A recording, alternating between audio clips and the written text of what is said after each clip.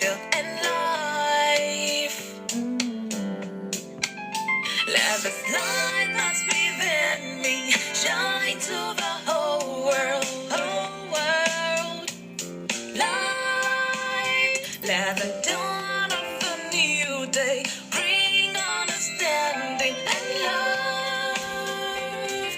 Oh, inside,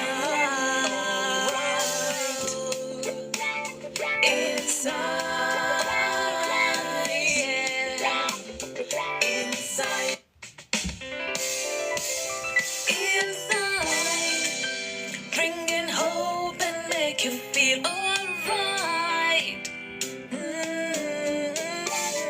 Rainbow, the promise, the future and life. Let the light that's within me shine to the whole world, whole world. Hello. Light, let the dawn of a new day bring understanding and love. Oh, inside. I hope you are good. Happy Monday to you. Inside, inside, bringing hope and make you feel alright. Yes, if you click down on your screen, you're gonna see names pop up. I'm just sending to the names popping up on my screen as well. Let's send to all our friends. Let them be part of our talk today. Shine to the whole world, whole world. Light, let the dawn of a new day bring understanding and love. Oh, inside. Vanessa, I see you. Welcome. So, good afternoon, good evening, good morning, good day to you, wherever you're joining from. Happy Monday. Happy Monday. It's Bank Holiday Monday here in the UK. Yes, this is the day the Lord has made. Indeed, I'm gonna rejoice and be glad in it. I've been rejoicing, honestly, and I'm so glad in it. At least a restful day. Only that. No work today. I'm thinking it's tomorrow Saturday, it's tomorrow Sunday, it's tomorrow what exactly? Tuesday. I have to keep reminding myself. You know, when you get a Monday off, it kind of throws you off balance for the rest of the week. Real light too. I see you. Thanks for joining. I hope we are good. Please help share this live. And as you come in, please a heart me will do. And just help me tap. Let's tap. And invite other people. Lady first, I see you. Velvet. I see you. Thanks for joining. T-Star4, I see you. Thank you so much for joining. Please help share this live to your friends. Let them be part of our talk today. You can see the topic up there. Quite an interesting one. And here on Monday on Insight with FunmiRoyal, we talk about topical issues relating to individuals, you know, how we can do things better or how we can relate with one another to be a positive individual, influencing and affecting other people positively as well. Because this world, there's so much chaos going on out there, and it's on you and I to make sure that we are each other's keeper, if you get my drift.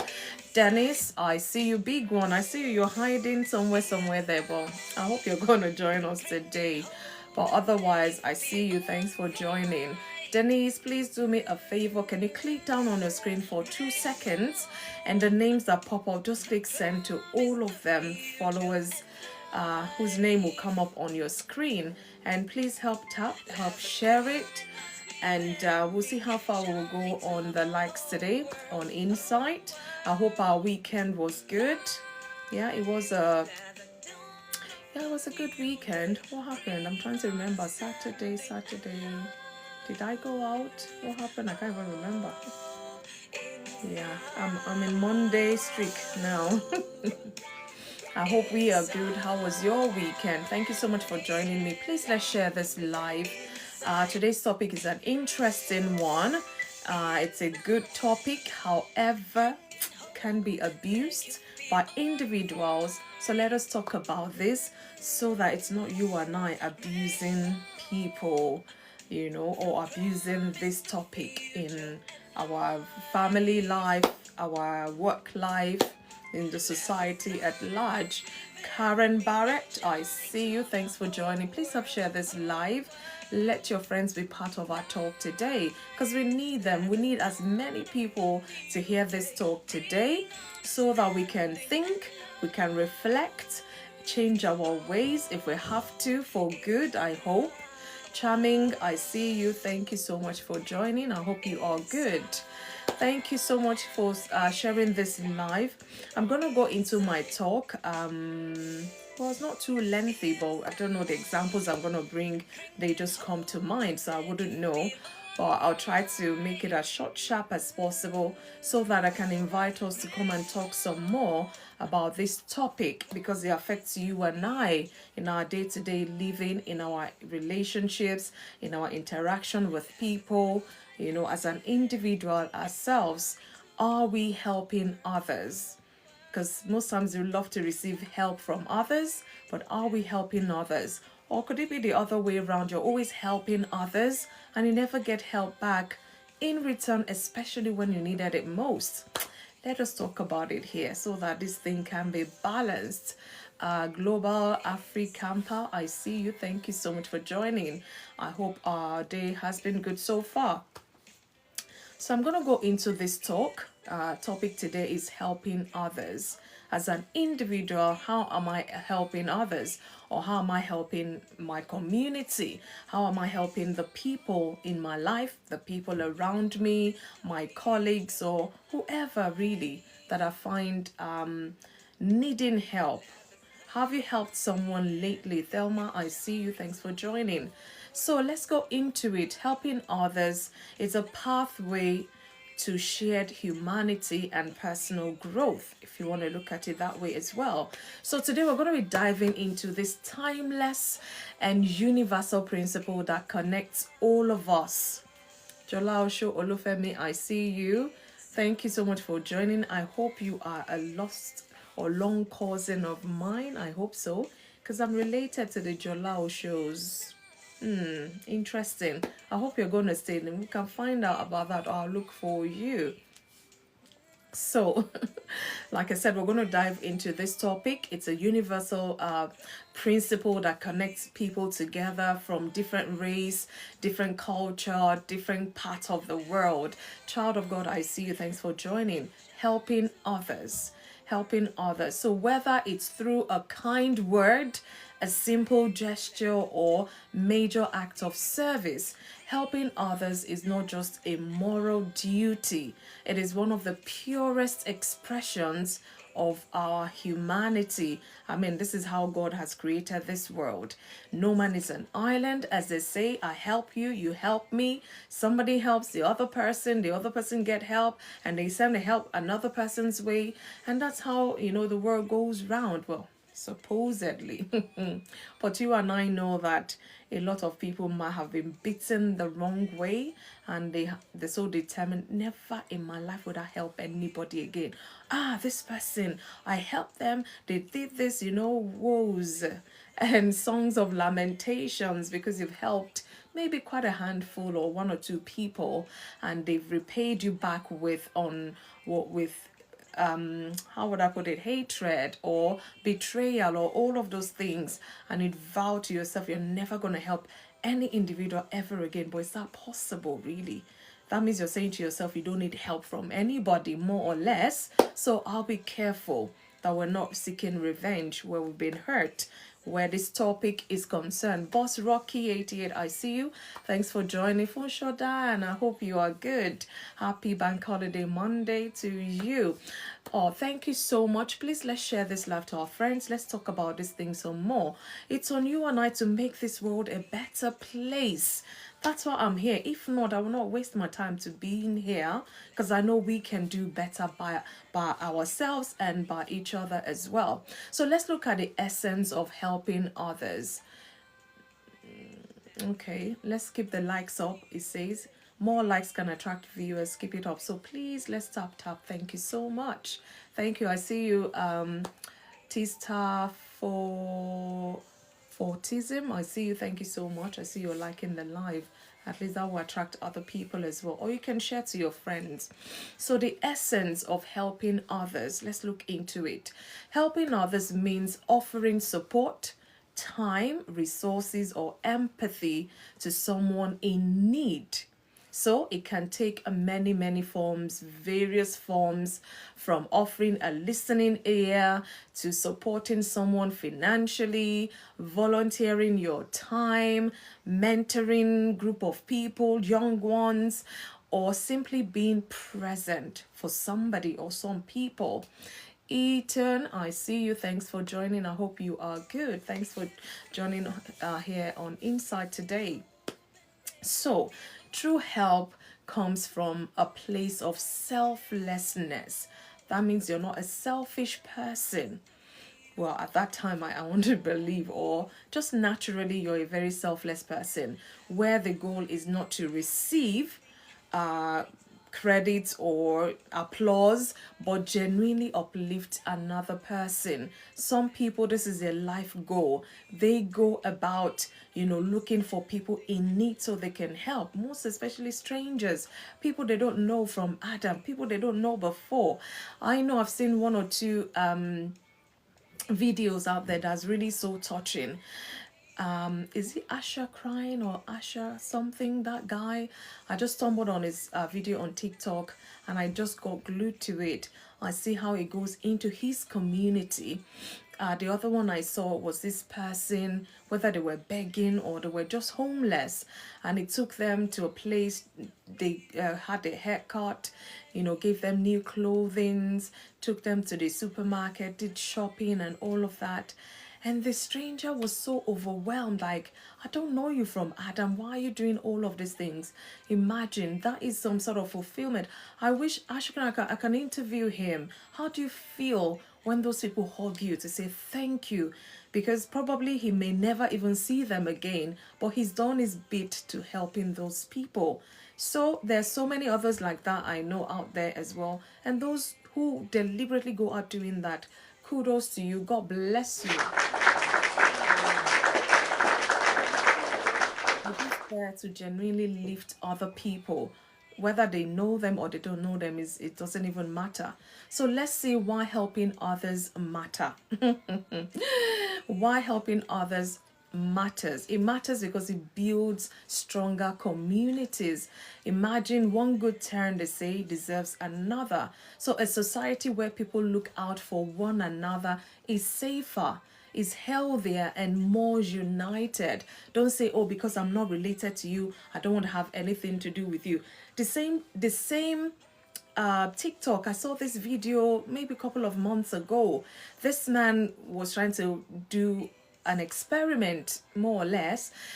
So he went to the street, very busy street somewhere, I think in Asia somewhere, and in front of all the stores, those stores like eateries, stores generally, some were shut, some were open, people walking past, going back and forth, very busy place. And this man just pretended like he passed out on the floor. And the way he lay down, he was belly flat. And people were literally stepping over him to cross to the other side. Some would just look and walk away. Nobody, I think it was there for like 10-15 minutes. Nobody even went to tap him. Are you okay? Everybody left him. He was there lying down like he fainted and nobody gave a toss. And I'm like, oh my God, imagine that were to be real. Because these days you hear people walking on the street, heart attack, stroke or whatever, they just slump. And imagine people just walking over them. That person could have been saved in that few seconds that they slumped. But because nobody gave any toss, they just passed by. And then somebody could have called an ambulance to help this person to a hospital. That was not done. And that's how some people actually, give up the ghost, as I say. But let's talk about it, because it really helps in building a strong community when we decide to help one another. Helping somebody today might be the very reason they choose to keep going on. There are times you don't know the kind of help. Miss Frota, I see you. Thank you for the heart. You don't know how you're going to help someone that literally you're just saving their lives. I can tell you one or two scary moments that I just did out of my own, or it was just impressed on my heart. Maybe call this person or do something. And I'm wondering, I wasn't even thinking of this person, but that time, if I had not picked the phone to call the person, God knows what would have happened to them, So you never can tell that. Like I said, there's so many ways we can help people. It's not just financial alone. There's so many ways. Sometimes being that shoulder for someone to cry on, it goes a long way, saves somebody's mental health. There's so many ways. Pamela, I see you. So let's just keep choosing to helping others as much as possible where we can. Again, another reason why helping others matters is because it fosters personal growth. When we help other people, we learn empathy, we learn patience, we learn gratitude, we learn humility. It stretches our perspective and helps us to understand life in different ways, different from our own life. Because sometimes some people are sitting, oh, this is happening to me, oh, that is happening to me, and then they just walk a few steps and they hear somebody else's story. Quickly they will wipe, how can I help you? Because they feel whatever burden they are sharing or they are carrying is way more than anyone else in the world. And then they just happen to hear somebody else's story. They feel there is nothing. Quickly they wipe their face and they find out that they can actually help the next person. So you never can tell. But know that if you help others, it kind of helps to foster personal growth. You learn about other people's lives. And you think, especially when you're lost in your own bubble life, you're just in your world doing your thing, you now find out that, oh my God, this person, it opens your eyes to certain things that can help you grow personally as well. Again, it's important and it matters helping others because it enhances mental and emotional health. You and I know the way God has created human beings. We have so many aspects to our existence. If one aspect is suffering, it tends to affect other areas. So it enhances mental and emotional health when we help others. You're asking for me, how is that possible? Yeah. And I say this, it's not me, but studies have shown that helping others reduces stress. Imagine, I don't want to be stressed. So if I have to help somebody to reduce stress, I better do so that my stress level will not go way high up there. And again, this study shows that helping others increases happiness. I shared here a few times back. I remembered when I was in secondary school, I had to write this essay to present on behalf of my school. And that title, I will never ever forget. It says, "Real happiness is in helping others." And we had to write. And my school won anyways. So it stuck with me, stayed with me. Real happiness is in helping others and gives a deep sense of purpose, to the giver, to the receiver as well. So generosity and service have a powerful effect on our well-being. You find out that when, like I said, an example not too long ago, how are we talking about helping others? How are we talking? Or are we talking? Tina Bean, I see you. We are talking about helping others, and I'm just sharing why helping others, why it matters. There's so many aspects of it I'm going to break down. So please stay tuned and listen to the talk till the end. You might learn one or two things, and you might want to share one or two things with us when I invite us into the box. So it matters to help others because, like I said, it enhances mental and emotional health. You find out that when you do this act of good to somebody, you feel good within yourself. Even my Bible says the Lord loves a cheerful giver, a cheerful helper, so to say. So why not? Why not help somebody if it will reduce your stress, if it will increase your own happiness, and if it will give you a deep sense of purpose? We all know that some individuals, they open up charity organizations to help some people, especially people suffering certain illnesses or certain norms that have gone wrong in the society, or a day or something. They set up this charity just to help. They get donations and they help people. Is this neighbor's friend? You will have to be specific in your questions, because I'm trying to understand what you're writing. But if anyone understands, or you can rephrase it so that I can understand you, really, I would appreciate that. Thank you. So, generosity and service have a powerful effect on our well-being. You should try it if you haven't done that lately. And again, last reason I'm going to mention why helping others matters is it reflects values and faith. In many cultures, in many religion, helping others is seen as a moral or a spiritual responsibility. That's why you really don't have to know somebody before helping them. You might just be walking on the street and you see an elderly person struggling to cross the road. Just lend a hand, help them cross the road, make sure they're safe. That is you helping someone. I meant you're talking about helping family and friends. Yeah, family, friends, yourself, people around you, generally strangers, not necessarily people you know, just helping others, generally. That's what we're talking about. Again, when it reflects your values and your faith, it aligns with values like love. Okay, you do. Okay, thank you. Values like love, loving other people sometimes can be a way of helping them, because some people may have, they grew up where they really didn't feel loved. They didn't experience kindness. And you're here, showing them love, caring for them, and just being there for them. It really goes a long way when we decide to help people in that way. Again, it could be that you're helping someone to fight for justice or fight for mercy. Maybe they've offended someone and they needed your help to come and beg them to forgive them and apologize and all of that. So there's so many ways we can help people. Like I said, it's not just financial alone, because when you say help, that's the first thing that probably comes to mind. But there's so many aspects we can help people. So let's look at practical ways to help others. There's so many, but because of time, I'm going to just limit it to certain number of examples. So practical ways to help people or to help others: be present. Like I said, it doesn't have to be in just one form.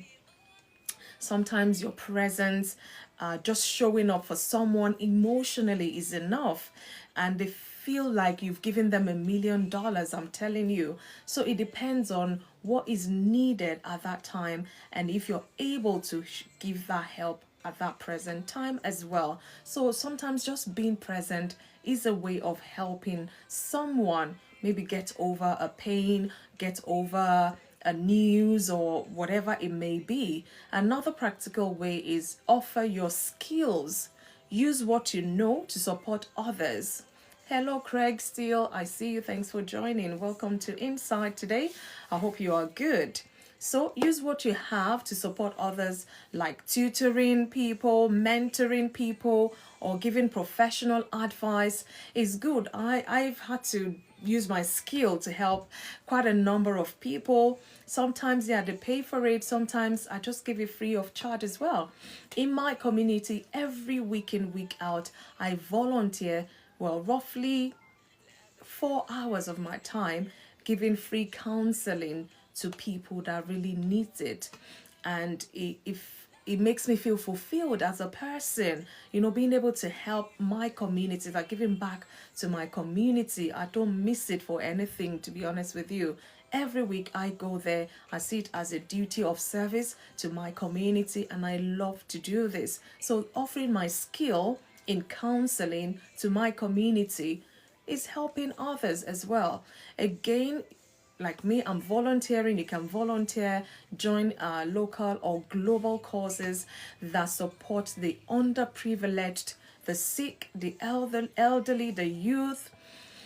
the homeless, whatever, whichever way you can help. Sometimes you might be watching those movies or you're on YouTube and you see some adverts pop in. Some are for even some animal cause, some are for young people, elderly, the disabled people, people suffering from cancer, all sorts. There's so many. And sometimes we'll say £1 that you give goes a long way. So it's not really until you give 10 million before you feel you're helping. Your £1, your £2, depending on which country you are, really goes a long way. So you can volunteer your money to, like I said, strangers. You don't necessarily have to be part of that charity organization to give in something, but of course they always appreciate that. Again, another practical way to help others is give generously, whether it's money, whether it's time, food, clothes, or encouragement. Some people, oh my goodness, you're sorrowful, you're downcasted. 2 minutes with them, my goodness, it's like they've brought this lollipop of happiness to you. So it could be that you know how to encourage people who are sorrowful, you know how to encourage people, and this is a skill, this is a gift God has given you, and you decide to give generously to people around you. And again, sometimes it could be the homeless.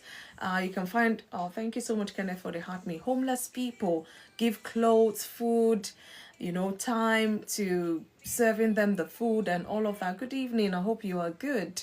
Happy Bank Holiday Monday, if it's Bank Holiday Monday where you are, or happy Monday anyways.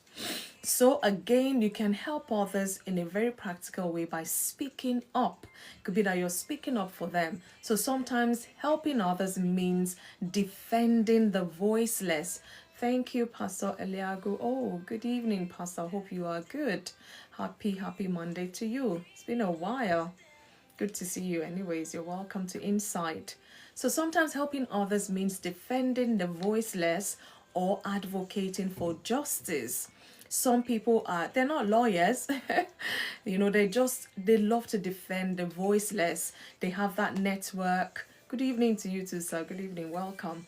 And like I said, there's so many ways we can help other people. It depends on your capacity to helping whoever's around you that is in need. It could be listening here, like I said. It could be you just, sitting there and listening to them. Yes, it's been a while. I'm doing well by His grace. Thank God for that. Thank God. I'm blessed. Thank you. Thank you so much. We thank God really for life. Well, I don't have a choice but to thank Him. Say every day I sleep and I wake up to seeing another day. I'm like, God, I'm grateful regardless what the day is going to throw at me. That is my own attitude to each day. So thank you so much for asking, Pastor Eliago. God bless you. So again, in as much as this is a positive topic we're talking about, here on Insight, trust FunmiRoyal to balance the talk. Because like I said earlier on, if you joined in earlier, helping others, it's got some advantages and disadvantages. Thank you, Pastor, for the gift. Please help tap and share to your friends. Let's talk some more about this topic so that we can help do something positive in our community as well. It goes a long way. If everybody is conscious about this, I think our world will be a better place to live in. But you and I know that, well, we'll try our best and leave the rest, as they say. So this is where the balance is coming in for me, for you, on Insight today, this topic, helping others. So I want us to look at the dangers in helping others as well. Because if I don't say this, I don't think I will do justice to this talk today. I like to balance things, and as much as something may be good, the wrong use of it will be negative and it's a bad thing. So let's look at the dangers in helping others. I hope we are listening. I want to believe so. Helping others is a noble and compassionate act, but when done without wisdom or boundaries, it can come with certain dangers. So I'm going to mention some key dangers of helping others, and I really want us to reflect on it. You might say, oh, for me, is it not just to help? Just help people, and but then we need to be practical, we need to be intentional, we need to have wisdom. In as much as we want to help people, it's a good thing but let us look at the dangers of it. That way you can, balance things for yourself when trying to help someone. So the first danger, there's so many, I have few here I'm going to mention. Let's just process it, reflect on it. First, one of the many dangers of helping others is burnout and exhaustion.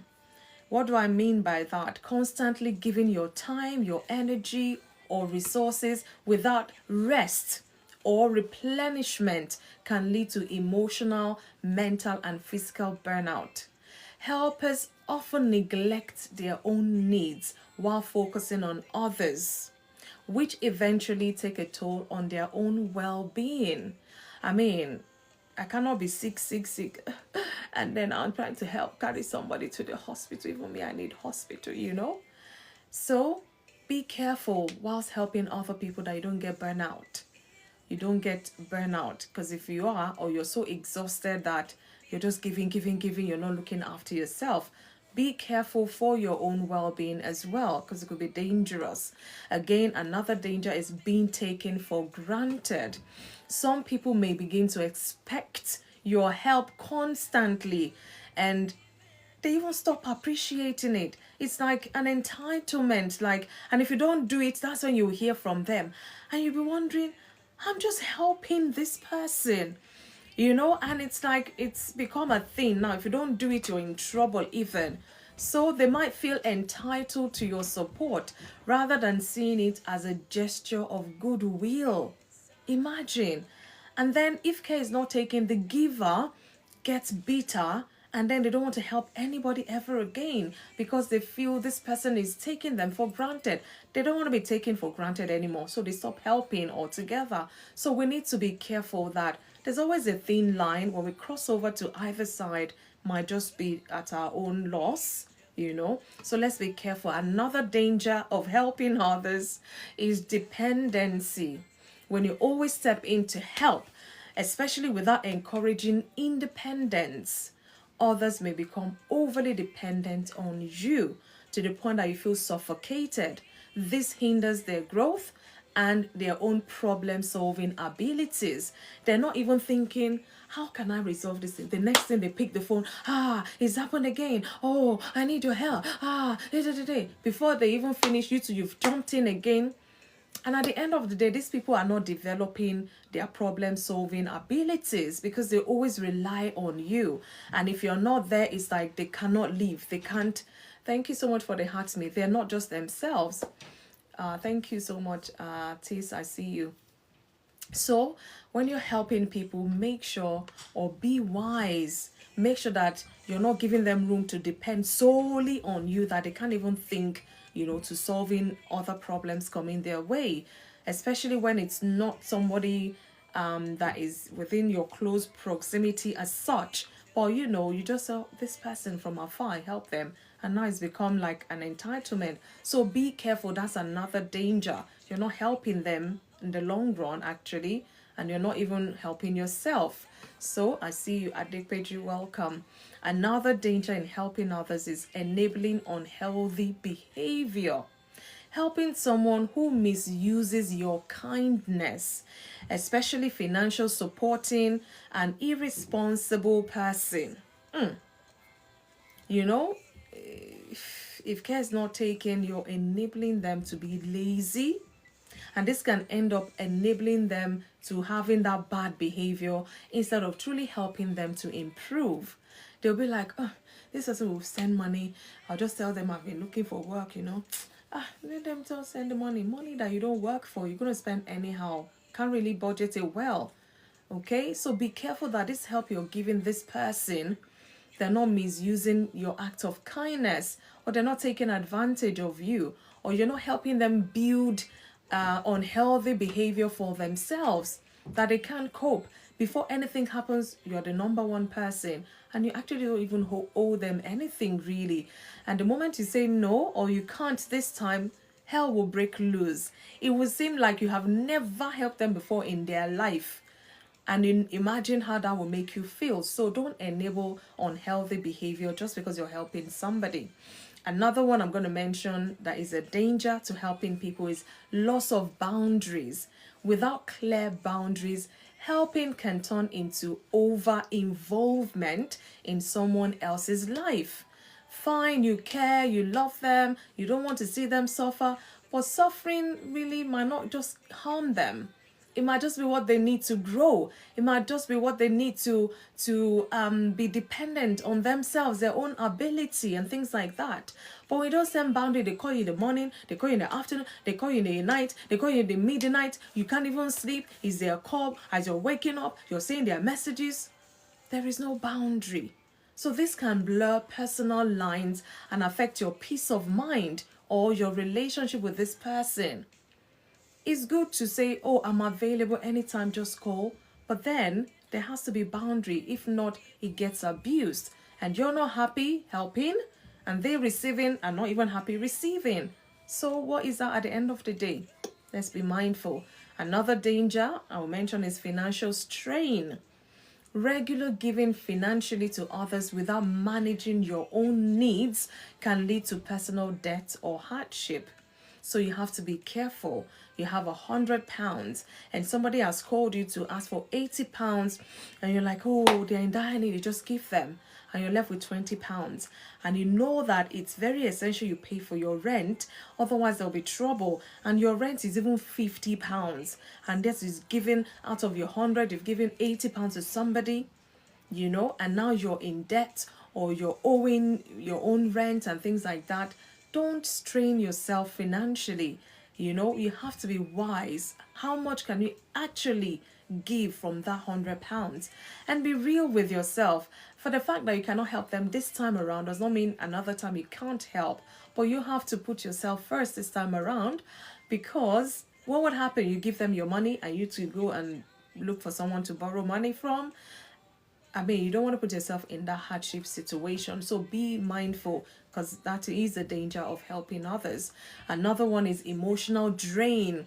Helping people in deep emotional distress, especially without professional support, can drain your own emotions, potentially leading to anxiety, sadness, or compassion fatigue. Because you're just tired, you're giving emotionally, you're giving, and it's like this person is just draining and draining you. Before you know, you're the one that is needing this emotional support. So be mindful, know when to pause, know when to say no, know when to say maybe even. Because some people, they find it hard to say no. When people come asking for help, they just find it hard to say no. I used to be in that situation before, until when the counselor started having counseling session herself. And I never saw it as a thing. I never even knew until we talked to that space. And I thought to myself, and then the counselor asked me, when was the last time you said no to somebody? It took me a long while. And I'm like, I can't, no. And it took me a long while to say, I can't remember the last time I said no. Because I always go out of my way to even carry their problem more than themselves. And, this one, my husband will fall to me, hey, you want to help the whole world, this. I said, it's good, it's me, as long as God has given me the grace, the capacity and all of that. But in that session, I got to know that it's good to say no. And guys, I struggled. I remember there was a time somebody asked me to help do something and it was not convenient at all. And I'm like, I had to weigh it. If I don't do what I need to do now and I do what they needed, it's going to be grievous for me. And now, oh my God, my counselor now has put that in my mind, learn to say no. It was hard. I'm like, I was thinking, how should I send a message to say no? Should I call them? Hey, I was feeling like that, but I know I couldn't help at that time. Because normally, if I hadn't talked out in my own counseling session, I would have left what I was doing. I'll come and face the repercussion later and gone to help. But as God will have it, I didn't even have to send a message to say no. I think I was saved by the bells that day, and I got a text from this person I was supposed to help. They said, oh, they found an alternative. I shouldn't worry. I'm like, oh, thank God I didn't have to say no. But then I'll still be tested at another time. So it got to the forefront of my mind to find ways of saying no, especially when it's not convenient, when people need help. Hancho, I see you. Leslie, thank you so much for joining. Mary, I see you. Thanks for joining us. So sometimes if you're not careful, you get drained emotionally. And this is, for me as a counselor, I have supervision every fortnight. That's where I go to offload all that's been dumped on me as well, to offload and find strategies to helping the client better and all of that. Because otherwise, sometimes you get overwhelmed, and that's just the truth. Because I'm human as well. Purple Royal, Timmy, I see you, long time. Hope you are good. So don't go draining yourself emotionally, and having anxiety over somebody else's issues and sadness. Even this person is finding good time to sleep and snore. You're carrying it on your head. You're even becoming sad. You're becoming fatigued and all of that. That is a danger. It's good to help, but know the boundaries and have wisdom, whilst at it. The last one I'm going to mention that is the danger of helping others is misunderstanding or conflict. That is the danger, because sometimes your intentions may be misread. You're trying to help this person, make sure that they don't suffer or go through that needless pain and what have you. But in the process, they will fight you. This person you're trying to help might feel offended, even might feel you're trying to control them because you're helping, or they might even feel belittled because you're offering help. And this can lead to the damage of that relationship. So you need to be wise. That is the danger. You may end up losing that relationship. You may end up helping this person and they're resenting you for your help. You may end up helping somebody and they feel, why are you just trying to control my life? And you're feeling you should be appreciative of this help I'm giving. Why are you fighting me? So be careful of misunderstanding and conflict when you're trying to help someone. I'm going to round up shortly so that we can come into the box and talk some more about helping others, the risks, the advantages, the disadvantages, the dangers, and all of that, because we have to learn from these things so that in helping others, we are balancing life as well. So let's look at the key. Help with wisdom. I put it that way. Help with wisdom. That's why I said there could be danger if we don't do this. So you need a lot of wisdom to helping people. And trust me, not everyone that comes crying, help, help, help, that you are at liberty to help. If you're not, let me not even skip my note now. So helping should be guided by love and discernment. That's what I'm going to. You have to be discerning. So imagine someone, so you help a young lady, and the next thing is she goes and tell people you have a motive. Separate. I know, Pastor Aliago, and you're nice person, and this person will almost put you in trouble. If you're a married man now, imagine the woman or the girl or the lady saying stuff. I know how words go round and it will not come to your house and say, so this is the person you're buying stuff for, this is the person you're giving money to. Not knowing that, my God, this person came crying. They needed to balance their school fees. And out of your good heart, you decide to help them. I know so many case scenario like that people, maybe a husband or a wife has helped, has come back to, create conflicts. Resentment now takes over in that family life, so to say. So sometimes, or most times, we need wisdom when we're helping people, and let them know that, look, I'm only helping from the depth of my heart as a good Samaritan, because sometimes if you don't spell it out, this is the kind of assumption some people go about, and they will destroy other relationships. So we need to be careful. So let's look at help with wisdom. Like I said, you have to do it guided by love and discernment. It's very, very important. So healthy helping means knowing your limits. Know your limits. It's not everybody you can help at every time. Don't put that on yourself. Wisdom, and most importantly these days, be led by the Holy Spirit. I'm telling you, I've had 1 or 2 instances like that. I felt moved with compassion, and then I just received that caution. I'm like, okay. I just thought of quickly, this is what I would do. Holy Spirit just cautioned me. I'm like, okay, I'll hold on.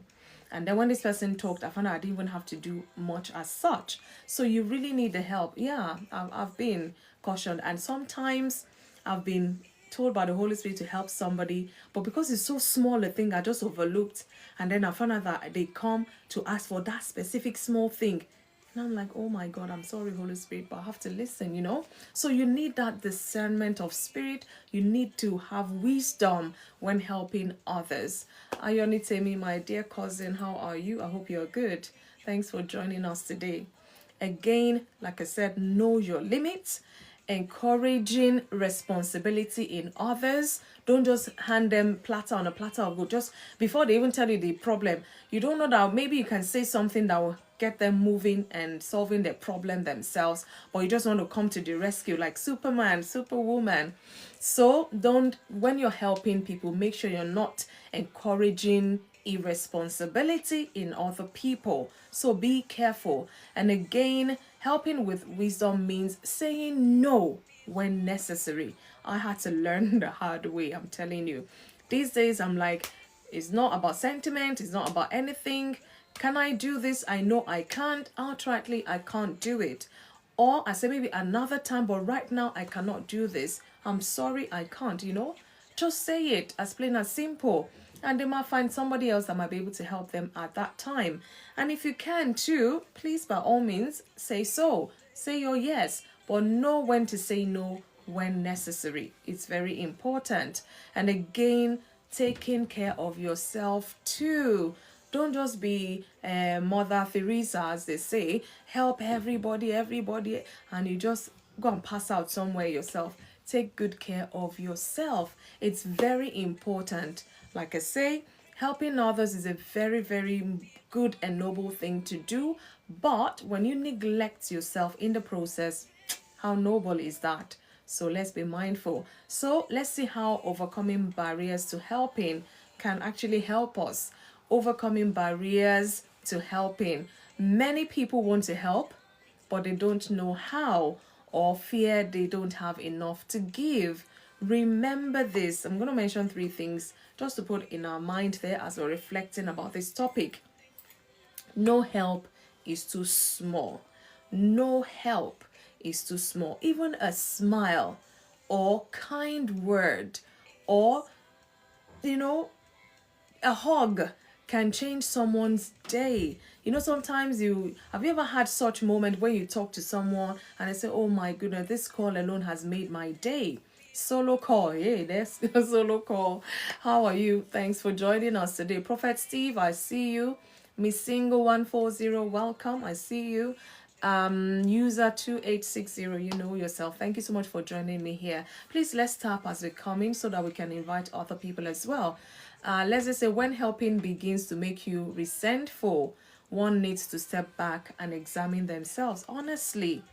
That means you're doing something good but not at the right time, or something at the right time but it's not really good or helping. So we have to really sit down and soul search what you're doing. Why are you feeling like this?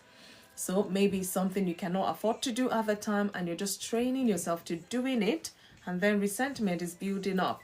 So what I was saying is, remember, no help is too small. I gave an example many times. I don't know what topic it was. How just buying a belt, you know, for this schoolgirl, kind of, I just felt this is my feeding money. If I buy this belt for this girl, I know she won't get punished because she lost her belt and she can't come to school without her belt. I said, oh, I was really thinking, should I give her? This is my feeding money. That means no food for me in school today. I was just thinking back and forth, but I'm like, the moment that girl enters that gate, she'll get in trouble. I just called her back, I gave her the money, go and buy the belt, and don't lose it again. And she went in, so she didn't get punished. And there was me, oh, no money to feed. What am I going to do? At the end of the day, I went for a program on that day after school, actually, and all of the big people, elders, they were like, oh, Funmi, have you eaten? Funmi, have you eaten? Before you go home, let's go to the canteen. About almost 4 or 5 people wanted to buy me lunch. And I'm like, hey, look at me in the morning, worried. Where would I get money to feed myself? Because I've given my feeding money to somebody, you know? And guess what? I got more than enough food. And they even gave me money for transport. And imagine I gave somebody £5 which I struggled to. I just felt, no, this girl will be punished, and I didn't want that. And by the time I got back home, I had like almost £50 because they just were donating money. And I'm like, hey, if helping others can bring such reward, I better help some more people, you know? I would never ever forget that scenario. So it really kind of opened my heart more, because it wasn't just about me that day. I had more than enough to last me the whole month, even just because I just did that one act of kindness and helping somebody. And I don't even think if I see the girl I'll ever remember her again. So sometimes it might be to a stranger, it might be to someone you know, it could be to anyone, as long as you have the capacity to help. Don't say, it's so small, if I do this small thing now, they will not appreciate it. That just do your best, do the little you can. It goes a long way. And I want to believe there's still people who are grateful out there. Kes Bakes, I see you again. Another I said overcoming barriers to helping is, don't wait for perfect conditions. Help within your capacity. I've said that before. Help within your capacity with what you have now. And if you don't have it now, like I said, learn to say, no, I don't have it. Or yes, give me a couple of days. You know yourself, but do not go to that extreme just because you want to help this person. To what end, really? And it's not even everybody you help that ends up appreciating it. So there you go. So be mindful, but don't say, I want it to be a perfect condition. You know this person is suffering. They've said to you they don't have money to feed morning, afternoon, night. In fact, they're starving, and you have excess food. Like I say, it doesn't have to be money.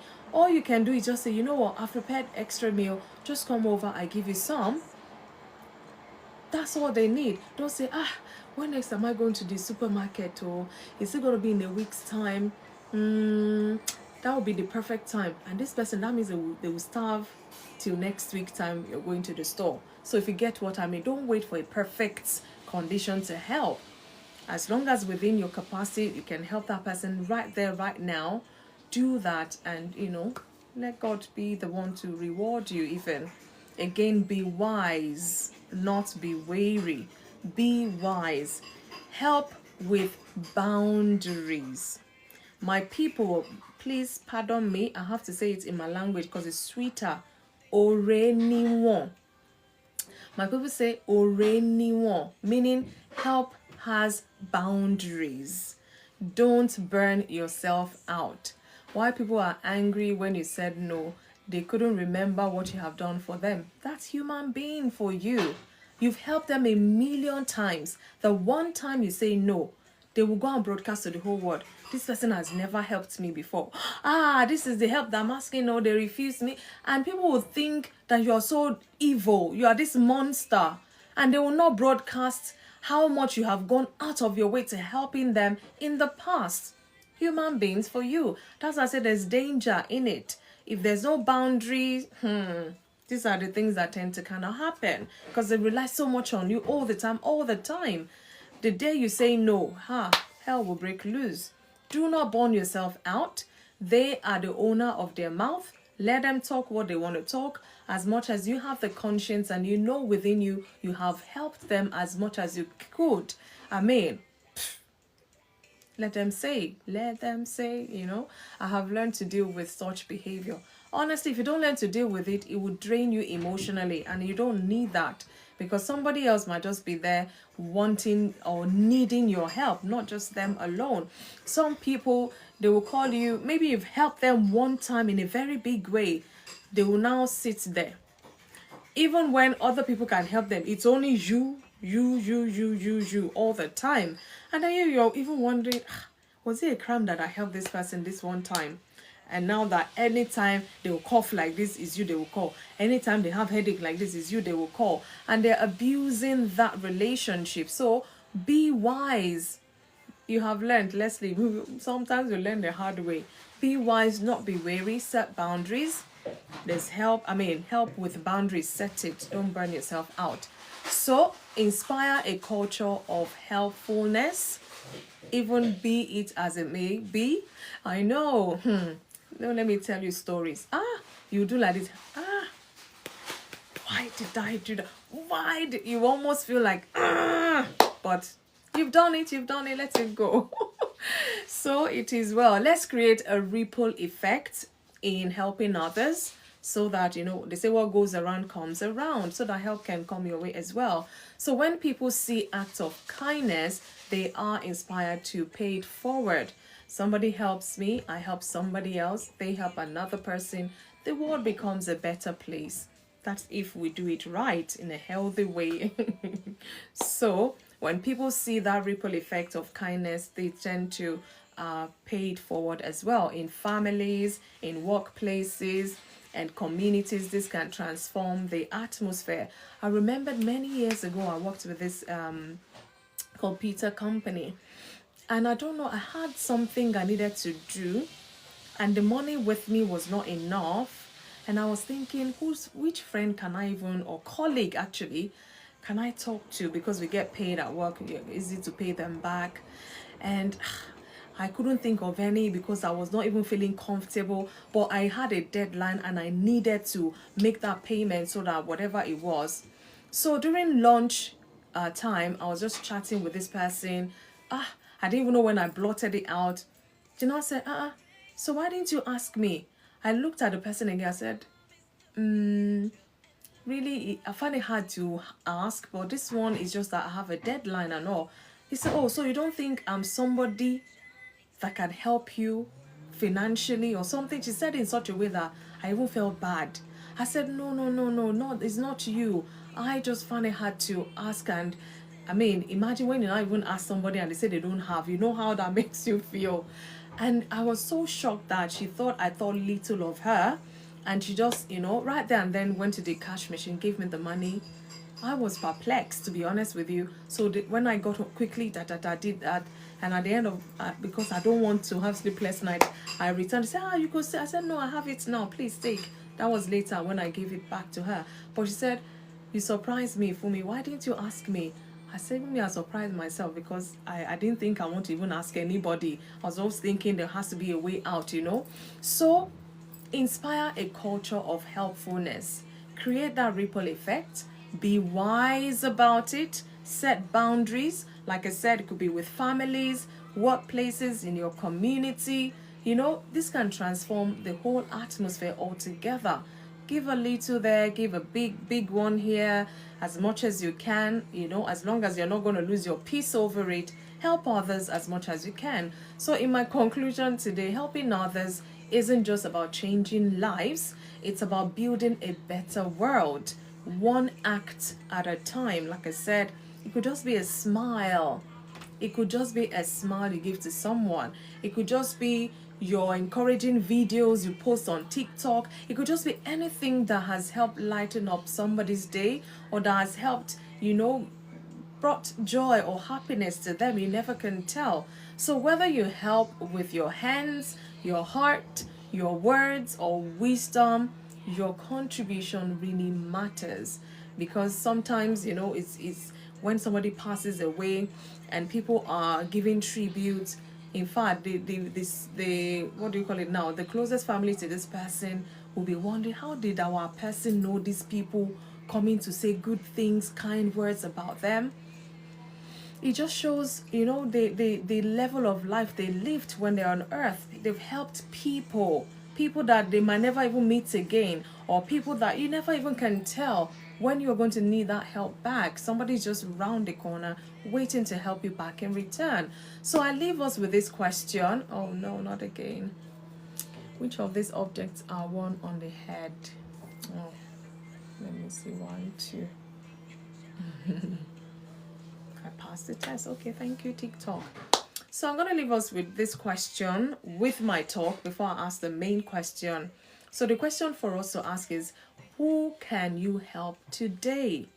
Who can you help today and how? Okay, start where you are, use what you have, and do what you can. That is the end of my talk. So my question really, thank you so much, Leslie, for the heart me. My question for us today is, can helping others preserve their dignity or diminish it? Can helping others preserve their dignity or diminish it. Thank you guys for listening.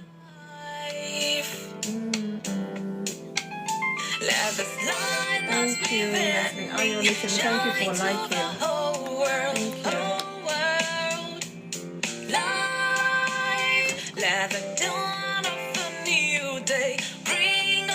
Grace, oh, I see you. Thank you, Leslie.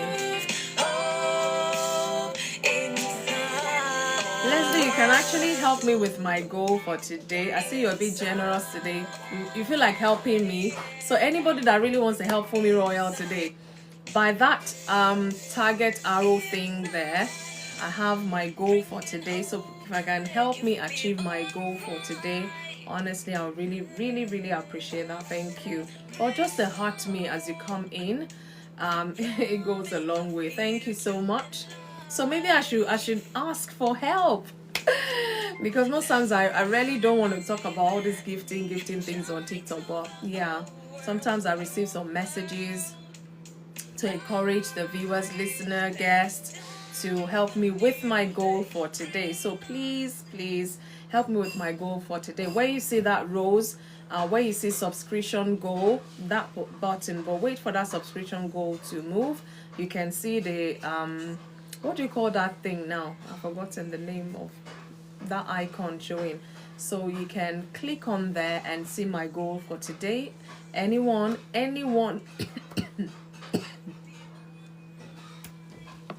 so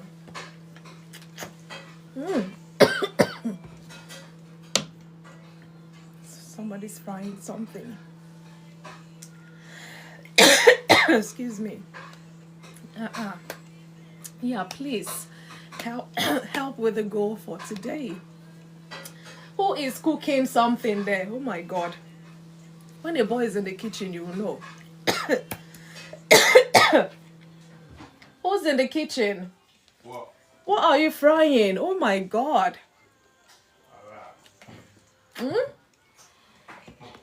Apologies. Look at me tearing up.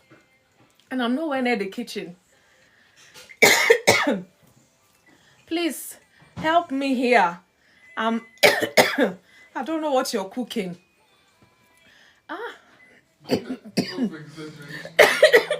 He's laughing. Oh my God, it's funny, but it's not funny. You do realize what I'm doing here? Please open the door. Thank you. Oh my God, that's very strong. Anyways, you can see. Help me finish my life first, please. All right. That's very strong. Oh my goodness. Okay, apologies for that, but you can see. Oh my goodness. I'm not trusting this boy cooking in that kitchen now. Look at me. You're stretching him. I'm not stretching. I just started coughing. What are you cooking? No, honestly. That's funny. Okay, guys, let's talk some more about this, please. Don't let's get distracted. I'll survive it. So we've been talking about helping others today, and my question is, can helping others preserve their dignity, or can it diminish it? So let's talk some more about this. I've said quite a number of things. Helping people, there is danger in it, so we need to be careful. We need to have wisdom. We need to set boundaries. Otherwise, people abuse things, so we have to help them help ourselves. So send an invite. Let's talk some more about this. I have so many examples that just flooding my mind right there about helping others, because sometimes your helping is a good thing. Doesn't mean whoever you're helping is going to appreciate you for the help you're giving. What do you do? Hello. Oh my God. Good evening, Tis. Hey, you're in the box today. Leslie, good evening. I hope you're having a good bank holiday Monday. Well, if it's a holiday where you are, it is where I am. So, welcome. Is Tis, I don't know how to pronounce your name. Please, you have to help me. I'm seeing Tis Autism, is it? Yes, it's Sister for Autism. Okay. Wow. It's good to have you in the box today. I hope you are good. I'm fine, thank you. Don't mind me. I'm still in the face here. That thing you're cooking, I must eat part of it. Oh, after stressing me like this. Welcome to Inside with FunmiRoyal today. I hope you're having a wonderful Monday where you are. Yes, yes. Good to have you. I take it you have a lot to share with us today, so let me not waste much of your time. Please, what is your take about this helping others we're talking about? Do you think helping others can preserve their dignity or can diminish it? Do you think people abuse the help you give to them? Do you think people, expect too much because you've helped them once or what? So let's hear from you. What is your take about this? In my personal experience, Yeah. if you help people too much, they will have that sense of entitlement. Thinking, look, Have you yeah, experienced that before? yes, which is like people saying, oh, maybe because sometimes I've made myself available most of the time. Think yes, all I have to do call and she'll start running. So it's like sometimes it's good to put boundaries, put myself first, and I don't have to overstretch myself because it's like sometimes if I do a bit too much, I tend to like overwork myself. It's like I need somebody to look after me. It's like As well. Yeah. I can't be giving out and nobody helping me when I really need the help.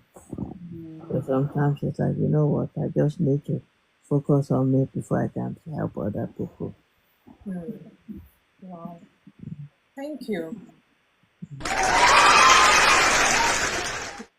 However, before I hand over to the next person, so do you think that helping others can preserve their dignity or it can diminish it? Because sometimes you really want to help, and imagine somebody walks up to you and say, "Oh, thank you for the help," but they now make a negative remark regarding the help you've given them. So do you think helping others can diminish their dignity?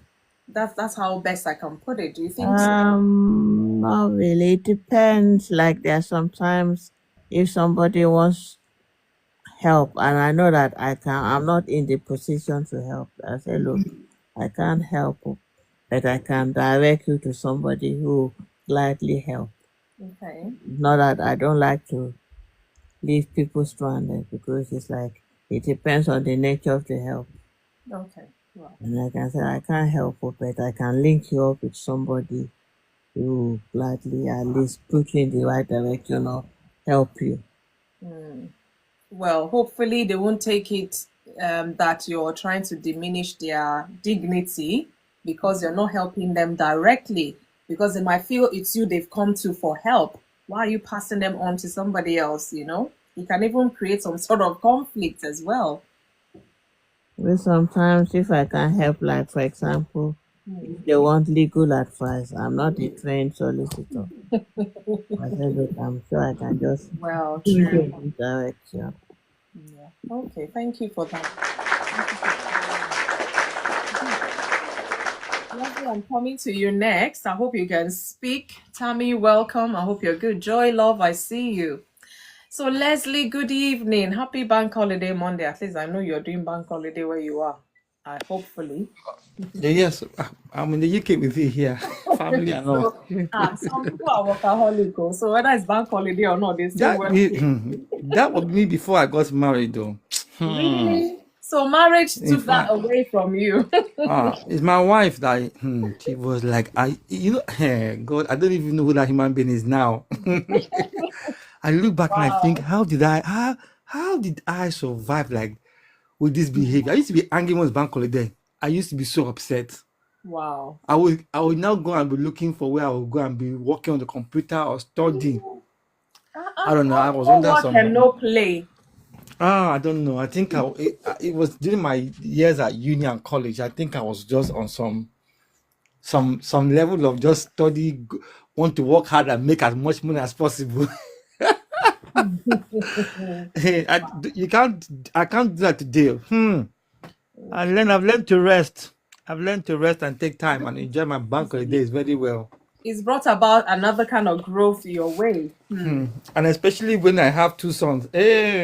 Oh. I've learned to take my time, rest. In fact, So that's and now, you're looking forward to those bank holidays now. hey! In It's fact, amazing. I can even give myself time myself. In fact, yeah, it's needed. Um, Honestly. It's just yes, that for but me, yes, I lose what day is it? Because in my mind, I'm thinking tomorrow is Sunday for whatever reason. Yeah. Yeah. my So firstborn son, my firstborn son will remind you of what day and hour it is. You can never forget the day. He will let you know. You can never forget him. That one does not. wow. No day is missing for that one. No, it's built in time. I will call him our working calendar. In fact, He will tell you the time, it's the day, time the hour. punctual. He will tell you your assignment. It's time In fact, punctual. That's very good. yeah, we'll be begging him, please. I said, tomorrow is coming. Yeah, let us just enjoy today. Because if you let him, you take the whole week. Thank I say, you. please, calm down. But It's yeah, yeah. it's been a good banquet there. We thank God. It's been good. Same here It's as been well. good. Good.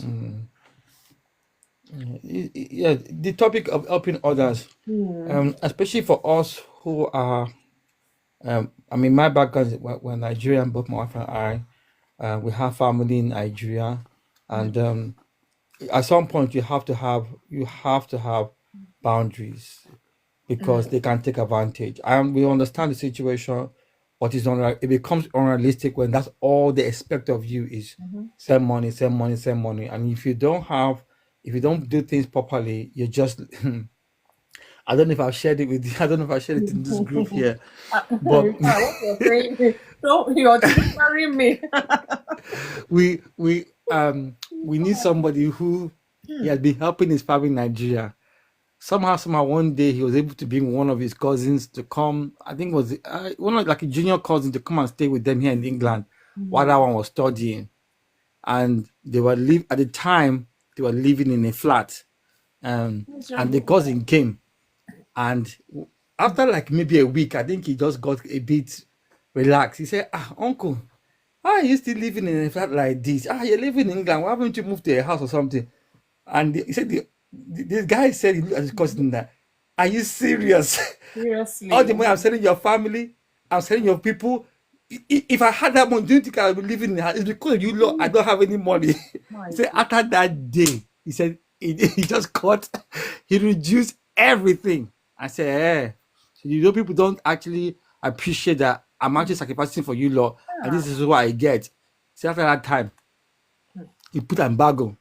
And it was a life lesson for us that they will not really understand what you're dealing with, and when they come here, they have an expectation of you.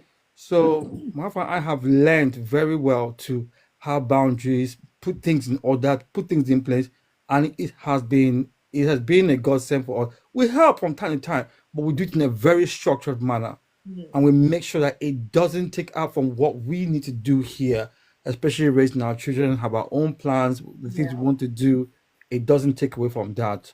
And we're very grateful to God because we've heard horror stories. We know we've had our own experiences. And also, even here, it's important to know people who are helping and how to help them. And sometimes you have to be very good in knowing that not everything is money, and recognize where people need resources, where people need some advice or counsel, or be signposted. Networking, even, yeah. Yeah, signposting, networking, these things are very important. And all these things go a long way.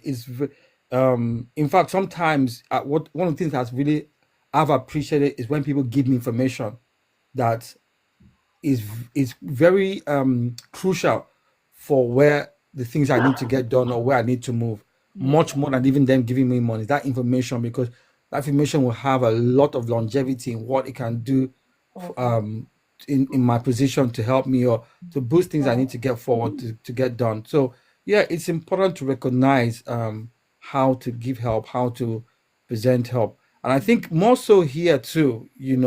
Or else even here people can take advantage of you if you Oh, yeah. don't, if you're not clued on. If you're not clued on, it's very important to know where people are coming from. Yeah. And I think I think as a Christian, as a believer, I would still say that the Holy Spirit is still the number one person to teach one how to manage that. You know how to. I've had the, I've had some really good experiences where I've listened to the Holy Spirit to help or to give money, and it has been impactful. And I've also listened to the Holy Spirit where the Holy Spirit said, just say hello to this person, just say hello. And the reason why, because I remember one time I was going through something in the late 90s, and I remember that one time I was in the train with my younger brother. We were going somewhere, and I just heard the Holy Spirit say, "Go and tell this person that everything's going to be fine." And I was so, my heart was beating. And my heart was beating. I'm like, I don't know this Imagine person, they're a the fear. complete stranger. I said, I can't do it. And it kept coming. Go and tell this person that it's going to be fine. And I didn't do it. And those people told me that I wanted to tell this person because that was a life situation. And since that day, I don't joke with that situation anymore. So, and it happened maybe a year later, it happened. And I remember it was a homeless guy now in the train. And I heard the Holy Spirit tell me, he said, go and tell this person, can I pray with you? I said, hey, God. That one was just tell them that's going to fight. Now I think I should go and pray with them. Wow. And the person was homeless. Like, I don't think he had a bath. But this time I said, I'm not going to disobey your Holy Spirit. I will go and I actually went to go and do it. And the guy began to cry. I was like, what? And he began to cry and he said, I thought that God wasn't real, but I said, God, I just want someone to pray with me in the trouble I'm going through. I think my spirit wanted to come out, but like, yay, wow. And so I prayed with the person. And as I prayed, I just said, whatever you're going through, I believe that God's going to help you. And he hugged me. And that was it. Wow. God didn't tell me to give you money, just told me to go and pray Can you with the imagine? guy. Yeah. And that really was a strong experience that has helped me in how I deal with it. So I've learned that not everything is money, not everything is always material. Sometimes God knows how to help or do things in a way that doesn't always make sense to us. But if we listen and we follow through, we'll be amazed with what God is trying to do with that, on the other side of our obedience. So I just hope that helps. So I think in conclusion, what I can say is that have wisdom, and it's a learning thing. It's not you learn to get better at helping people and knowing how to signpost. Not everything is going to be money. Don't always fall for that. Everything is money. Sometimes information. Sometimes it might be just assisting and giving some of your time. Yeah. Just learn how it's done and have wisdom with it. And as long as one of the things I would say is, as long as your heart is right and you're not resentful, you are going to be blessed in how you are helping people. And you're not going to sit immediately all the time, but even in the act of obedience, you're already blessed for doing it. Thank you. Oh, thank you so much. Thank you for helping me make this show what it is as well, because your constant support, always being here, I really, really appreciate it. Honestly, I don't take it for granted. I say the same to everyone in the box tonight. So, Leslie, before you really finally say, can helping others preserve their dignity or can it diminish their dignity? It depends on the person receiving the help, and it depends on how. Sometimes I've learned that it depends on some people's culture. You just need to recognize how it's done. Some people, if you give them money in their hand, they will feel like, what insult is this? Depending on their culture, and some people will jump in for joy. You put No, money in their no, hands. so you have to be So it discerning. depends on the culture. It depends on their background. Okay. It depends on how we go about helping people. It's just important to know, and sometimes it's also good to ask as well. Sometimes ask the person so that if you're not sure, it's good to just ask as well, so that you're not and it's okay to make mistakes in that process. You're not going to get everything right all the time. We learn things as well from the mistakes we make.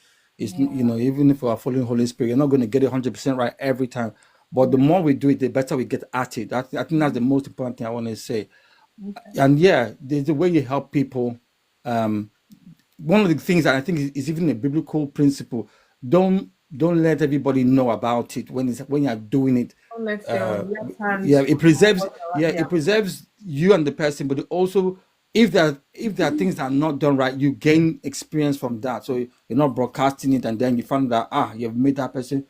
One of the things I say, like Instagram, people can put, oh, they did this, and you're also, in a way, you're telling people you've helped this person, you're showing the fruit of them, and it might not give that person dignity. You're making them feel like Not they are a preserving case. their dignity. Yeah, Yeah. so it's good to make sure you're doing things in privacy when you're helping people. Um, Another thing I would say, and I've learned this, even my wife, we've learned that a lot, is when you're helping the opposite sex, it's very important to have boundaries set very early, Yeah. because it can be misconstrued in all kinds of ways, in every kind of format. So one has to be careful when you're helping the opposite sex. It's just very important to know your boundaries so that it I is was not. gonna ask you, can helping others get you in trouble? So in a way you've answered. It can. It can. I had that experience. It can, but if you do it right, Okay, God will yes, help you. If you do okay. it right, the Lord will help you. But yeah, again, get wisdom. I've had a situation where it almost cost me a situation in my workplace. It literally almost cost me. And I learned after that. Okay, even if I'm going to help, I'm going to make sure it's done in such a way that there's a boundary. There are limits to what I can do, and and how it's done. And it has gained me very good. In fact, even my workplace have commended me after that situation that was very negative. After that, and how I went forward from that. So it was a lesson I learned, but it was also a lesson I gained from, because it showed me how to do it properly and in a much more administrative manner. So yes, it's good to recognize these things. Thank you, Leslie. Thank you. Thank you for that submission. It's really drives home a lot. In fact, as you were speaking, all sorts were just coming through my mind. But I'm coming to Kenneth. I hope you can speak, Kenneth, because I think I missed something you were trying to say there. You're at work. Okay, you're at work. I don't know if you can speak briefly or want me to come back to you. You can just type it in there so that I don't, overflog it. Okay, I'll take it like you can speak at the moment, but thank you also for the support. I really appreciate your coming.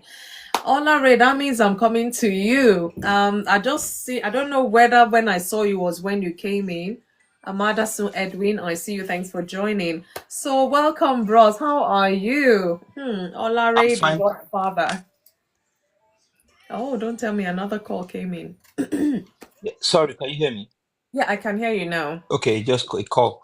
Yeah. So yeah, thank you very much. Apologies. Mondays are always funny. Yeah, I just saw the invite. I It's clicked a on it. bank Yeah. holiday today. Don't tell me you're working now. All There's work and no never play.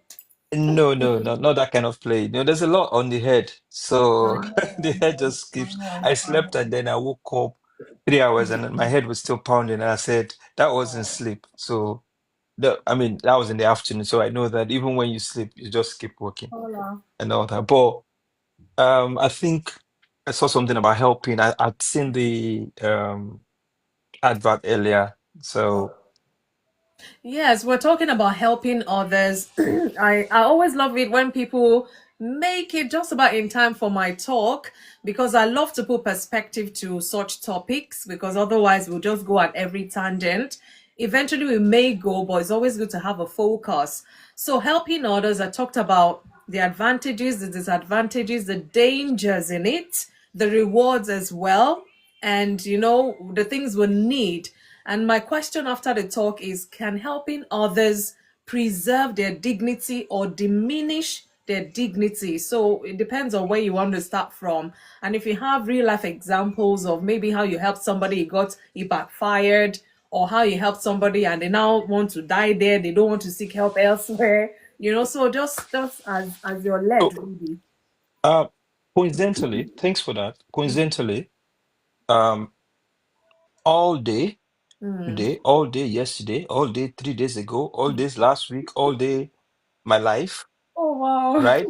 Is this kind of conversation and managing that crisis of what you have just said. And I'm going to give you a scripture because it's still a learning curve. Yeah. Now, we say Olare, the bishop, Godfather. The Godfather thing comes from helping behind. Mm. And I can tell you problems and gains, and there's still a learning journey. Yeah. 2 hours reviewed the learning curve Mm. with someone today of things I've learned, things I will continue to learn. And in helping people, thank you for the gift. It's a lot of things to learn. But I'll quote a scripture because I'm comfortable here. This is family, so I can easily go. In Please. order to, in order to my even the platform I belong to, I try to kind of whittle it down, not to give We scripture so that quote somebody, scriptures here. We don't. We're yeah, not ashamed of somebody it. will not be like, oh, Bible, and then you put the principle and say, let me explain to you. This is what the Bible says at the end of the day, because that is what my core value is. Yeah. Now, when I started doing the Godfather thing, which is the Godfather thing is helping others behind, Mm. like Leslie said, don't let your left hand say that. So the Godfather actually sits behind, gets get empower people at the back. Mm. But I left the scripture, follow the commandment, then suffered, came back to the scripture. So it's Galatians 6:9. Okay. It says, let us not grow weary in Ah. well Indeed. doing. Mm. Mm. Mm. So if we look at the message and we now read that, you see what it says. But the King James, which we're used to, says, let us not grow weary in well doing, for in due season we reap the reward if we faint. I said, very good. But have you actually looked at other translation and see what he means? Because when he's telling you the commandment saying, don't grow weary, Yeah. that means he's telling you that weariness is part of doing, doing good. I That know. you will get to that point, you say, what I have, if I open mouth and I'm saying they can come from that side, I said, you didn't declare this one, you didn't say this. On this app, I've paid house rent and the people have blocked me, they don't talk to me. I've Wow. bought computer, I've put people in school, they probably will be hearing now.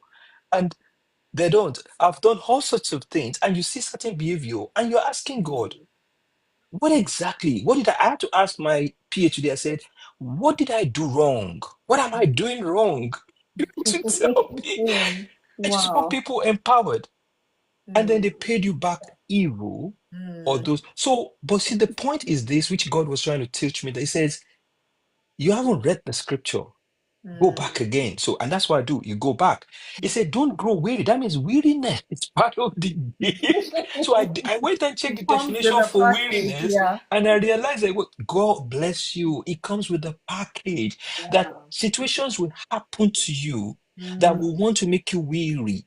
He didn't Mm. define it. Part of it will be In somebody fact, it piercing makes you you. weary, not want to make you. It Make, makes you but he is telling actually you don't weary. grow, don't Yeah, get. yeah. Let's That call it. means that Let's you call could be it say the stabbed in the thing. back by the Mm. person you just recently helped. Wow. No You good. could feel a betrayal Mm. from somebody you were planning or had a plan to help out of something. You Mm. could be insulted. It's part of the package. Yeah. So, but the another scripture now says that he that giveth to the poor Mm. lendeth to the Lord.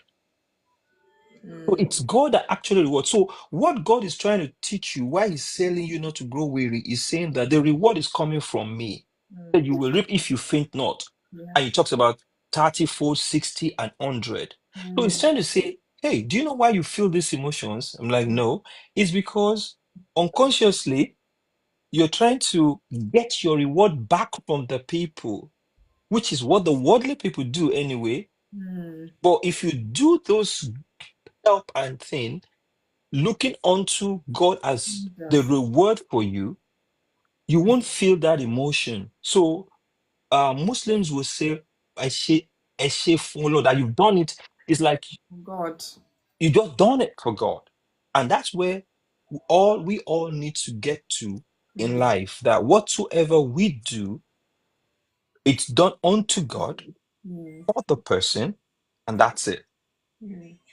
And then you look for that reward from it. But if you wait for man, say aloud, oh God, he says, let us not grow weary. And I'm Wow, like, you're making me see that in another light. You think you understand, but you still need deep understanding of that scripture. I went back and said, oh, wait a minute. Mm, There's weariness as part of this package because I grew weary.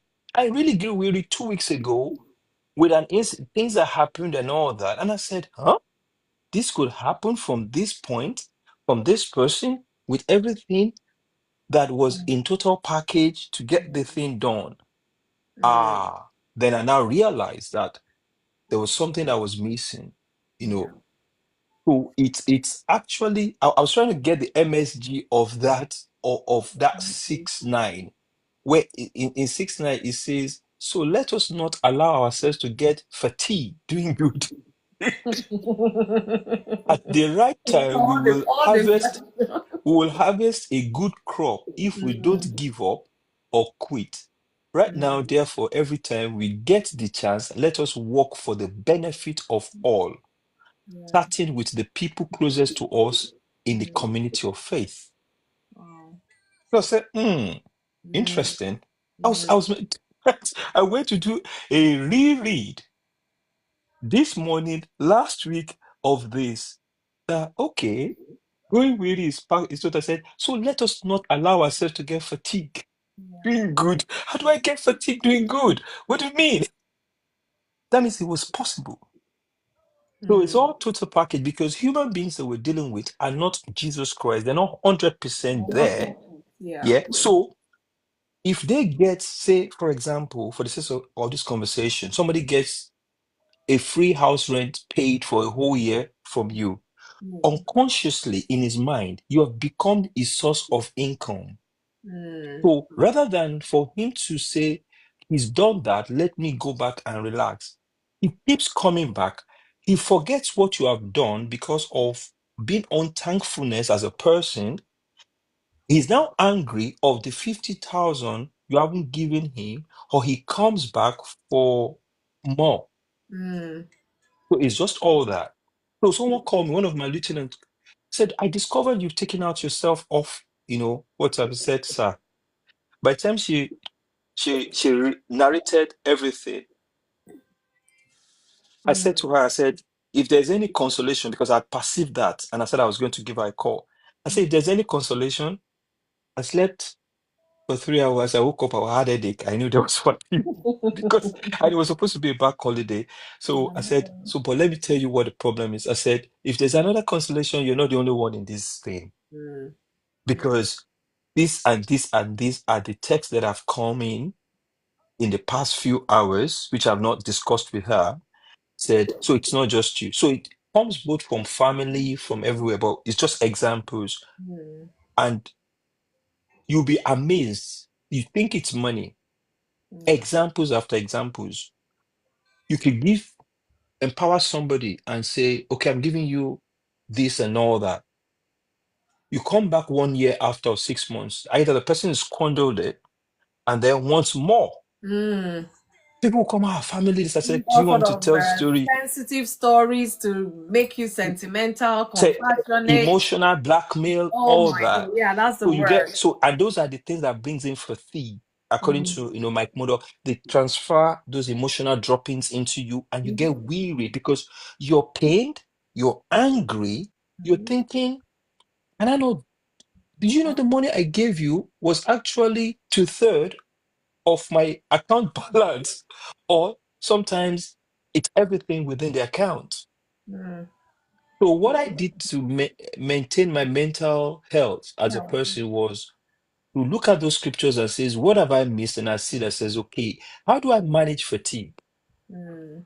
You don't overstress. So you're begin to work on emotional intelligence and look at things and says, Know when to I say no. That was one yeah, of the things and I not learned. feel guilty, Yeah. and says at this point I'm not able to do this. I'm Mhm. not looking for accolades, or I don't want you to raise my, think I'm the best thing that's happened to humanity to do that. So then when I come in, I do all those gifts, then to kind of have a financial, if in the financial help area, to have what will have a financial literacy, outgoings and incoming. So you're not trying to impress anybody. So you're doing something based on objectivity. So then I would come in, I would, oh yeah, Godfather, they're greeting you everywhere. When you come in, everybody's so, hey, and all that. And unconsciously, because you're human, you've got to keep checking yourself. Paul said, I buffet myself. So you're practicing that every time before you get into a situation where you're giving. I'm not giving because I am want to impress. I'm giving because I'm a giver. And the Bible commands me to give, and it shall be given unto me. Good measure, pressed down and shaken together. Running I over. bought um celebrated people's birthday massively, did the whole thing behind and all that, and then they don't talk to me for, and then 2 months after that, 3 months after that, I called the team. I'm like, how about this person? We've not heard from the person, and they're really pissed and angry. And I said, don't worry. So those are the paradigm, emotional thing. You go and then you realize that do not be weary, don't stop It's because of that. hard. Don't get fatigued, Mm, right? Because it's part of the game. But mm, you're going to reap the reward because you're not giving to that person, you're giving to God. yeah. So unconsciously, I can always tell the other listener, I said in Yoruba, I would say it. I said, if you don't know maturity on a growth path, black harp or TikTok could make you to do iregun. Iregun in Yoruba means you will begin to recount what Mr. Leslie said.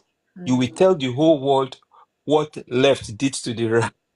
you know, and Yeah. you reward you. It's like a farmer who is now going into his own soil and removing the seed that is supposed to bury Mm, because of the action of people. So it was a learning curve, but to be honest, that's why I put yes when you ask those questions. mm, It could get to you. It could make you feel uncomfortable situation. yeah. But I think when I read that, so I said that is a sign of fatigue. Relax, calm down, rest. When you're doing something out of joy, you don't get fatigue. You're doing something within your strength, you don't get fatigue. When you're seeing signs of fatigue or weariness, is because you're carrying something above your something else has entered. Yes. Yeah, so that was the kind of lesson I learned in, and then I went through it today. I said, no, just so we do it from joy, rejoice, whether or not you say hello or you don't say hello or you take food. Doesn't No, matter. really, You've done yeah, your bit, you've done it for God. you've Really. done it for God, and that's it. So that's my only two journey on it, without looking at specific things, and then we call you. Some people say, oh, wow, you're calling people, and I'm like, how many do you want to call out? Sometimes I look inward first, then, and I didn't realize what you said just earlier about that scripture that is actually part of the package. Yeah. And Yeah. the moment I realized it was it, the moment I'm feeling fatigue, I'm already doing more than I should. Me That's too. why I'm feeling the fatigue. So I kind of reappraise. So that's my own little. Thank you. There was some key things I mentioned. Thank you so much, Olari, for your contribution. Help with wisdom, knowing your limits, encouraging responsibility in others, not them dependent on you, and then saying no when necessary. They may like it or they may like you for it. They may not like you. Most times they don't like you when you say no, but you're looking out for yourself. And taking care of yourself too, it's really important. Like I said, helping others is a good thing. And that's why I had to go there to balance the talk. There's danger in it. If you don't learn to be wise when you're helping others, or you don't put boundaries in place, this compassionate fatigue, where you not if all aspects of fatigue you will experience if care is not taken. And sometimes imagine you're helping somebody and they're still fighting you. Maybe this is what your capacity can afford now or can carry now. They're like, you've not done enough, and they start fighting you. Like, even if you're Jesus self, I mean, there's only so much you will do for every single one at every single time, so to say. Sometimes we pray to God. Is it immediately He answers our prayers? Of course not. Do you think God is moved that you're doing like this with God? God, I've asked you, you do not answer that. He's moved on to the next person He wants to attend to. So these things we need to be careful so that we're not emotionally distressed. And like Ola Ray said, some people will even blackmail you emotionally to make you feel like if you don't help them, it's the end of the world for them, kind of a thing. You don't want to experience anxiety because of somebody else's issues. Even if you're twins, your siblings, or what, there's only so much you can carry. And when you eventually say no, that's the bit that it really gets at me. I've helped for the donkey years, and this particular time I am not able to, and I simply say no, I can't. And then all hell will break loose, like I've just murdered somebody, or I don't want to use the word, and you know what I mean. And you'll be wondering in your mind, are they ungrateful? Are they forgetful? And then all this resentment, conflict, misunderstanding might just come up because of what you chose to help somebody. So we need to be careful. And it's not, I mean, not just monetary help or whatever alone.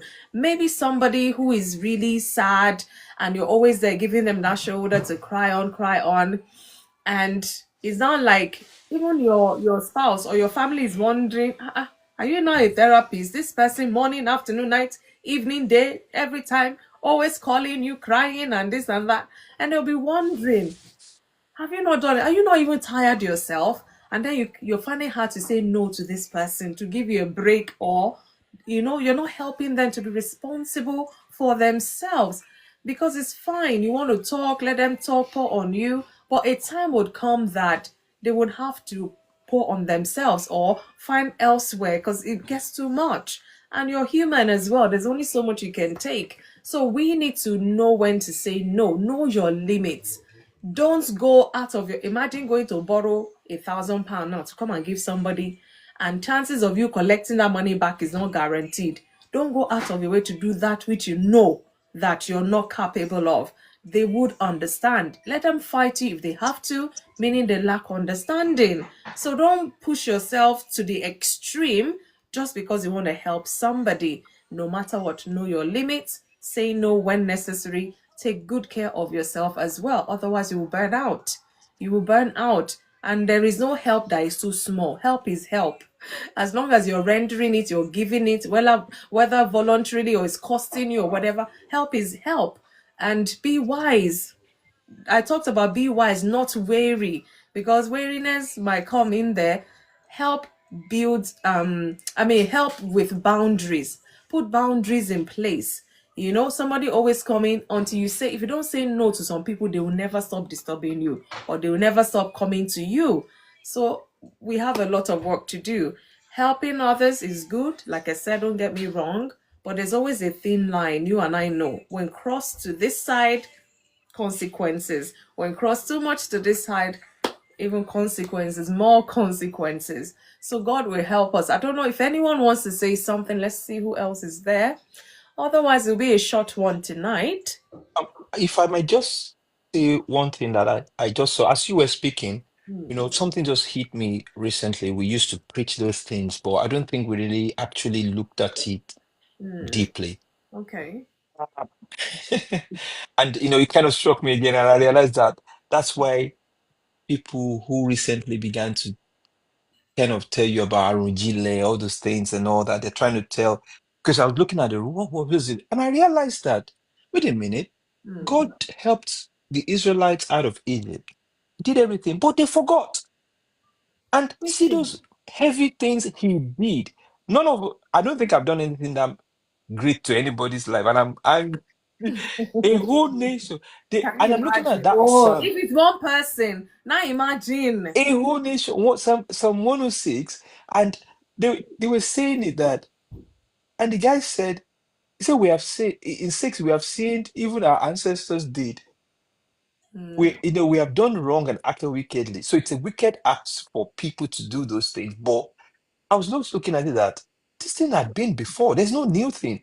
He said, when our ancestors were in Egypt, they gave no thought to your miracles. They did not remember your many kindness. Mm. So that means not remembering kindness had been from time immemorial. It's not a new thing. It's not a new thing. And how dare I expect it? So I can do something for somebody today, and he has forgotten tomorrow. So he said, and they rebelled by the sea. The rest, they were rebelling. They forgot 10 things he did in getting them out.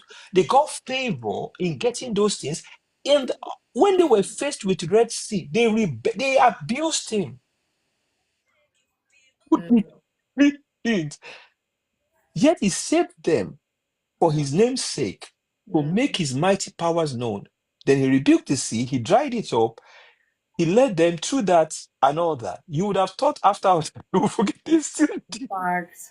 No. So I just laugh and say, oh, then what is my problem?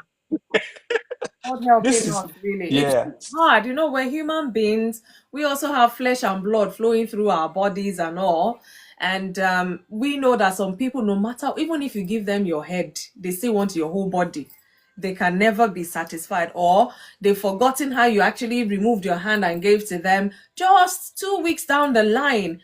And you're wondering, like, that's how we're not God. Because we're trying our best to be like him, but it's hard.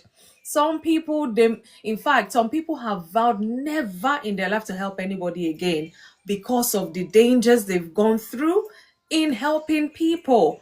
And sometimes you can't really blame them, because when they narrate their stories, you almost say, and you did that, and you did that. The entitlement is unreal. I know some people, if my phone rings today, forget it's money conversation we're having. And then you struggle, brother, put things together, and that's the end. And the saddest thing sometimes is some people, you have not even spoken to them in a couple of years. And courtesy demand that you're reaching out, fine, you need this help. You will not even say, how are you? How is your family? How is life? No. The next thing is, hello. Even the hello self. Hello. This is my account. Send so. I'll be like, the babalawo that did the medicine for them did not tell them that I'm born again. That one will not work for me. And then you can't think to do that to somebody, or somebody you haven't spoken with in 2 years or 3 years, and now they reach you somehow. And that is the thing. They don't even care whether you have even eaten yourself that day. There's so many case scenarios that we can go on and on. Or is this somebody at work, you just feel this person is, they've got what it takes, help them. You've been there for years, you know the rope, and you're kind of mentoring them and all of that. And they now go behind your back. They want your job, Ganga. They want that's your job. And then maybe your manager, who knows how kind-hearted you are and all, will call you to an office. I'll be asking you, are you fighting Mr. A? And you say, no, I've done everything in my best capacity to help this person come up the ladder, this and that. You say, and then you'll be wondering, what has the manager seen? Because you can't see, you're being kind, you're being helpful to this person.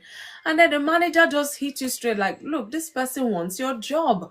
And you say, no, it can't be. No. Maybe they're just enthusiastic. No, maybe they're just hard work. And you can't think. So this person you were just with for the last 2 hours, training them on something. So it happens almost everywhere. You see that you're trying to help somebody, and this same person, if it was somebody else trying to do bad, you say, okay, well, maybe. But now this person you have invested in, you have done this. So this story you told about God, the children of, I can relate with it. But imagine, and God still has the big heart. He still had to, Lord, may I be like you. That song, may I be like you. Change my heart, oh God.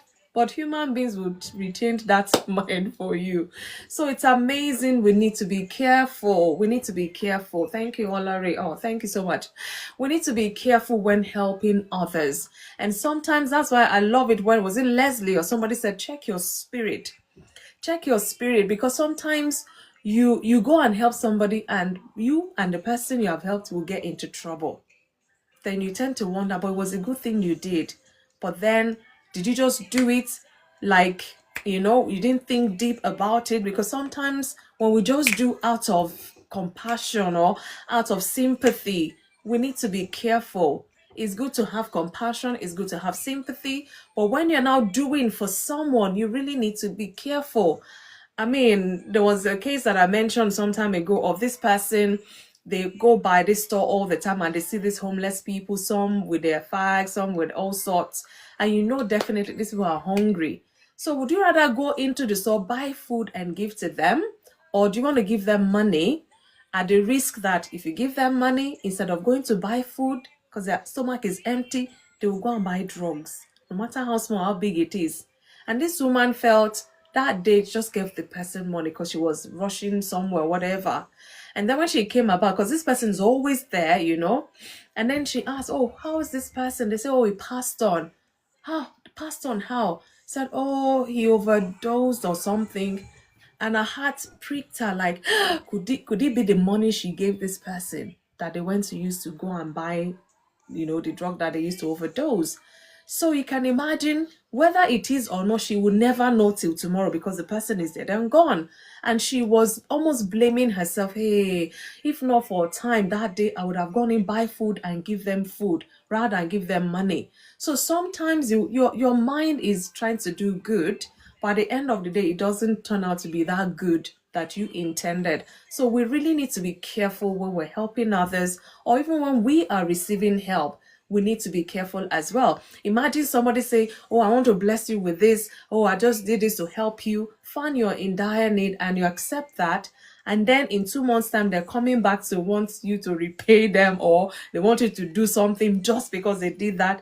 And you're wondering, you didn't sign a contract when they were helping. You just thought they wanted to help out of their own volition. But now they've come back like asking or demanding, even not even asking, they're demanding for something from you. So let's be careful. Somebody's trying to help you, not that you ask them. They're trying to help. To what end is this help? So that we're on the same page. I don't want trouble. I'd rather be suffering my suffering, JJ. Not that you come and help me now, tomorrow you are demanding what.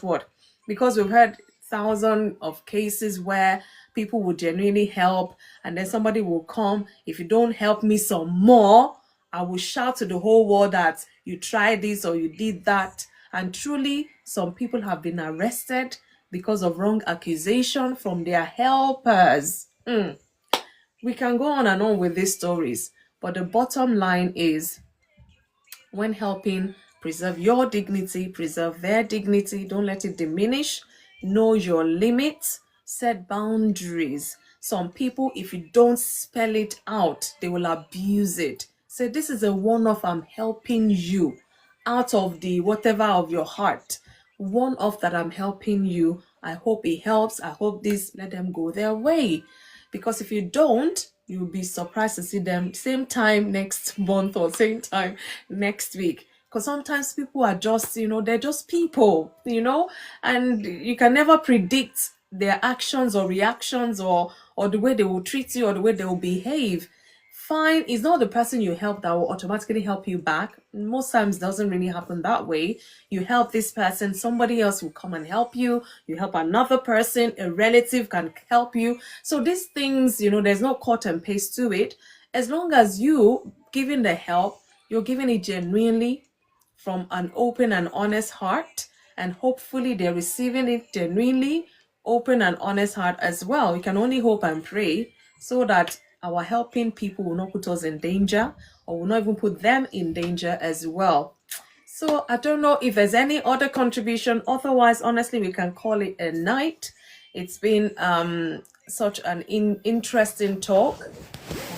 Yeah, yes. Before we go, yeah, I just wanted to add to that in terms of the helping part, because it's very I like what Olari said, about the weariness aspect. Yeah. And it's important to know that everything, like a lot of things we're going to do in life, there will be a place, part of it, that could be wearisome. It could be quite tedious. It's especially when you are learning things, or you are doing things and you're getting better at something. It takes you. There is a part that you will go through where it can be a bit weary, but bearing in mind that there are levels to these things. There's just there are levels to these things, to how we go about our giving, sowing and reaping.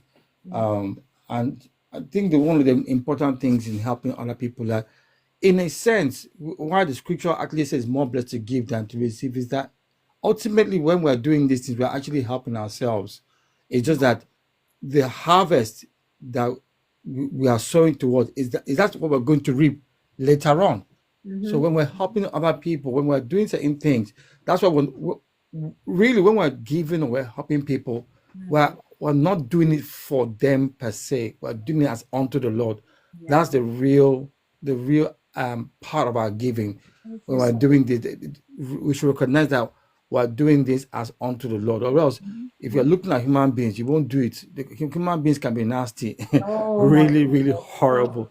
We've had we've had people that we've helped and we've been very generous with, and they've returned it with spitefulness, nasty behavior. But we've said that we're not going to let that change our behavior. That's their loss. But we're not gonna stop all because of that, because we're not doing it for them. It's just that now that situation is no longer going to be in their favor, but we're not doing it for them. And it's important that we're doing this as unto the Lord. We do not know what messages, when we're doing certain things, is actually speaking beyond the action itself, and how God is using those things as well. But it's important. I think it's very important, especially as things are today, with the way the world is, where people are, is a lot of things are transactional. It's always a Much, blessing much. when we can do things without expecting anything in return from the person that we are doing it for. Because God was going to meet our need one way or the other. He will find a way, but it's really to be a blessing. So helping other people, yeah, gain wisdom and gain insight. But I really believe that it is still good that we have a heart to give and a heart to be generous, because it's actually really us helping ourselves in the long term, really. So I just feel I want to share that it's very good to just be a person that can be a blessing. You just never know how God would do things for you, how God would give you insight or help you with certain situations that you would not normally have had an inkling or an idea of how to get out of that particular situation, or even hear things that would help you to handle that situation better. And like I said, it's not just material. Pray, you can pray for somebody, you can make time, you can give information, or there's just different ways of how we help people. Don't just limit it to just money. Financially alone, yeah. Yeah, so it's good to be. It's just as grown-ups, adults, it's good to be a blessing. It's good to do things that would help people. One of the, even with today, we look at. I don't. I remember a time where our mobile phones were, we had to pay for everything. I remember. I remember people. I remember. I think this is like in the 90s, where some people started praying that we can't be paying for mobile phone all the time for every phone bill. And here we are now. It's practically free, apart from the subscription service we pay for it. It's free to call, and now people don't even use the phone to call anymore, but it's available. So there's a lot of things that we can do to influence and to impact change. It's good, and I think that's part of the blessing of the Western world. Although they're beginning to really, I won't say they're beginning, they're really turning away from the things that made them great. But it's one of the things that has helped the Western world is generosity across the board, and I think I believe that is a strong biblical Christian heritage, and I pray it doesn't get eroded. But that has been a bedrock for the Western world, and I think that it will do us in good stead today, especially as believers, to continue that aspect of being generous and being a giver and helping others. Indeed. Thank you. Please, thank you. It should be a way of life, really, helping others. And the mindset really goes a long way. I mean, even what we're passing on to our children, are you building them up to be a giver and also be one that wants reward from wherever they have given, so to say. Because you find out that sometimes when you look at children, especially when they're still very young, they're playing with toys. Maybe your own children, they're playing with their toys and their friends come over, and then you're watching the way they're playing, and maybe their friend picks one of their favorite toys and they quickly go and just take it, like they just take it off the child, and they say, learn to share. They're like, no, they can't share. They will hold the thing like that. From childhood age, you can teach your children how to help others, how to share, how to, accommodate other people. Because if not, those are the kind of children, they may grow up and you find out that somebody is rolling over beside them. They don't see, it's none of their business kind of a thing. I mean, where would that leave the Sister world? Fumi, you hit a strong nail. Let me. Where would that leave I, us in the I world? need to share this little testimony. So with our children, we've taught them how to share toys, everything. They know they. In fact, when they have friends come over, they will share their toy, even game, even money. They have learned that. We've taught them. It took a while, it took a while, but they now understand it. They actually like it. Wow. One particular day, we went to go and visit some from friends. And they, my second son went to go and play with wanted to play with one of their toys. He has that toy. He actually has quite a few of them. But we are happy to be in their house, and he wanted to play with that toy. And the boy was quite protective. And my son was like, "Why is he being protective of this toy? It's not like it's his age anymore." And he was like, "Oh no, this one." And I think the parents were noticing that let him play with it. And the boy was like insisted, no, he can't play. And my second son, he just said, "Daddy, leave it." He just withdrew. From that moment till he left, he's like, "I don't want to play with that boy anymore." Like, Wow. this guy doesn't know how to share.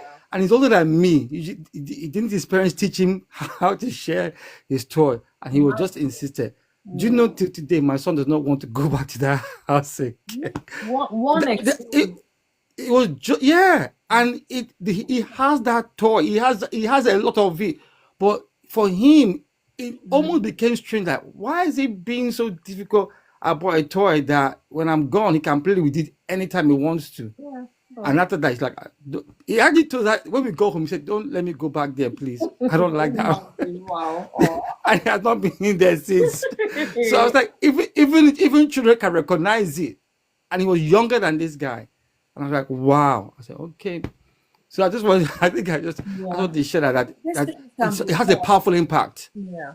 It can't, I mean, imagine what your son is carrying in his mind about that person. So imagine him growing up, or that other child growing up with that attitude that is not guided, and he grows up, he will find that one in a relationship. God will have to help him really, because in relationship you have to share everything, even the things you don't want to share, you will share by force, or otherwise they'll feel chill now, life is not that hard.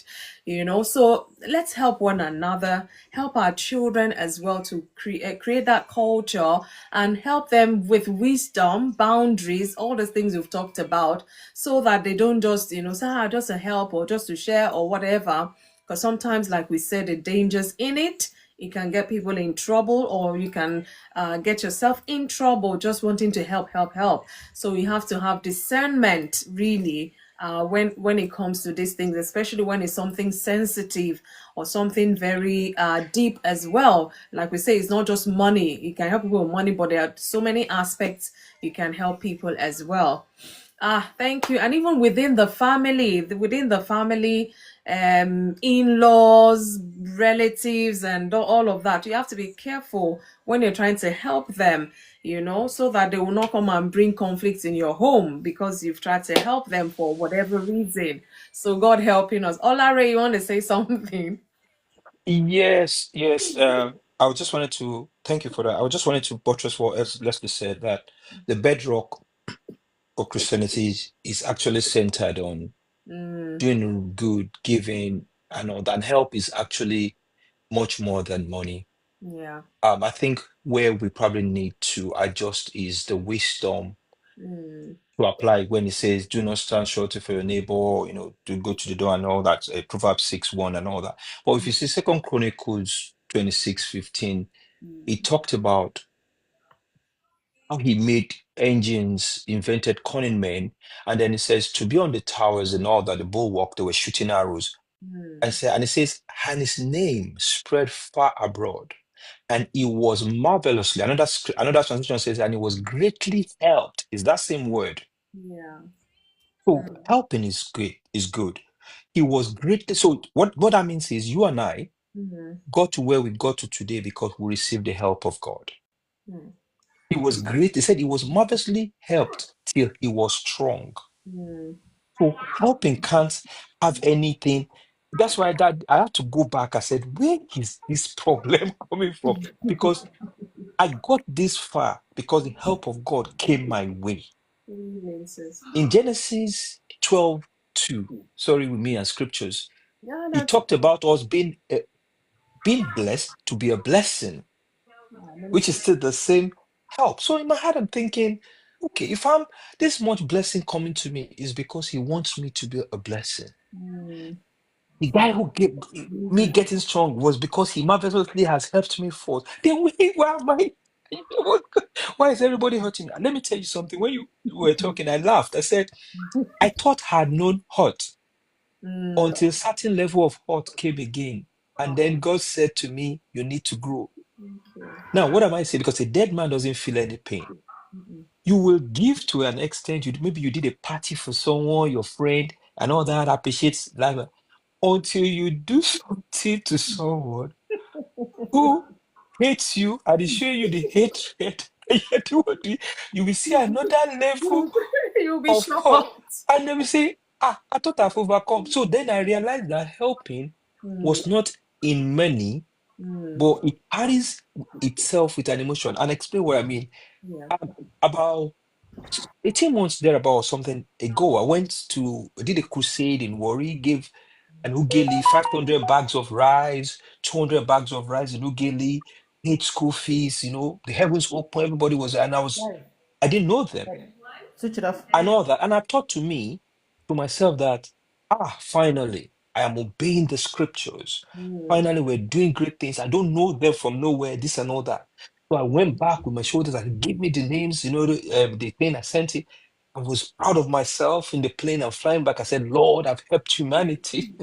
And things happened and all these kind of things until I started doing certain things in my normal way because the Bible talks about you being good in and out of season.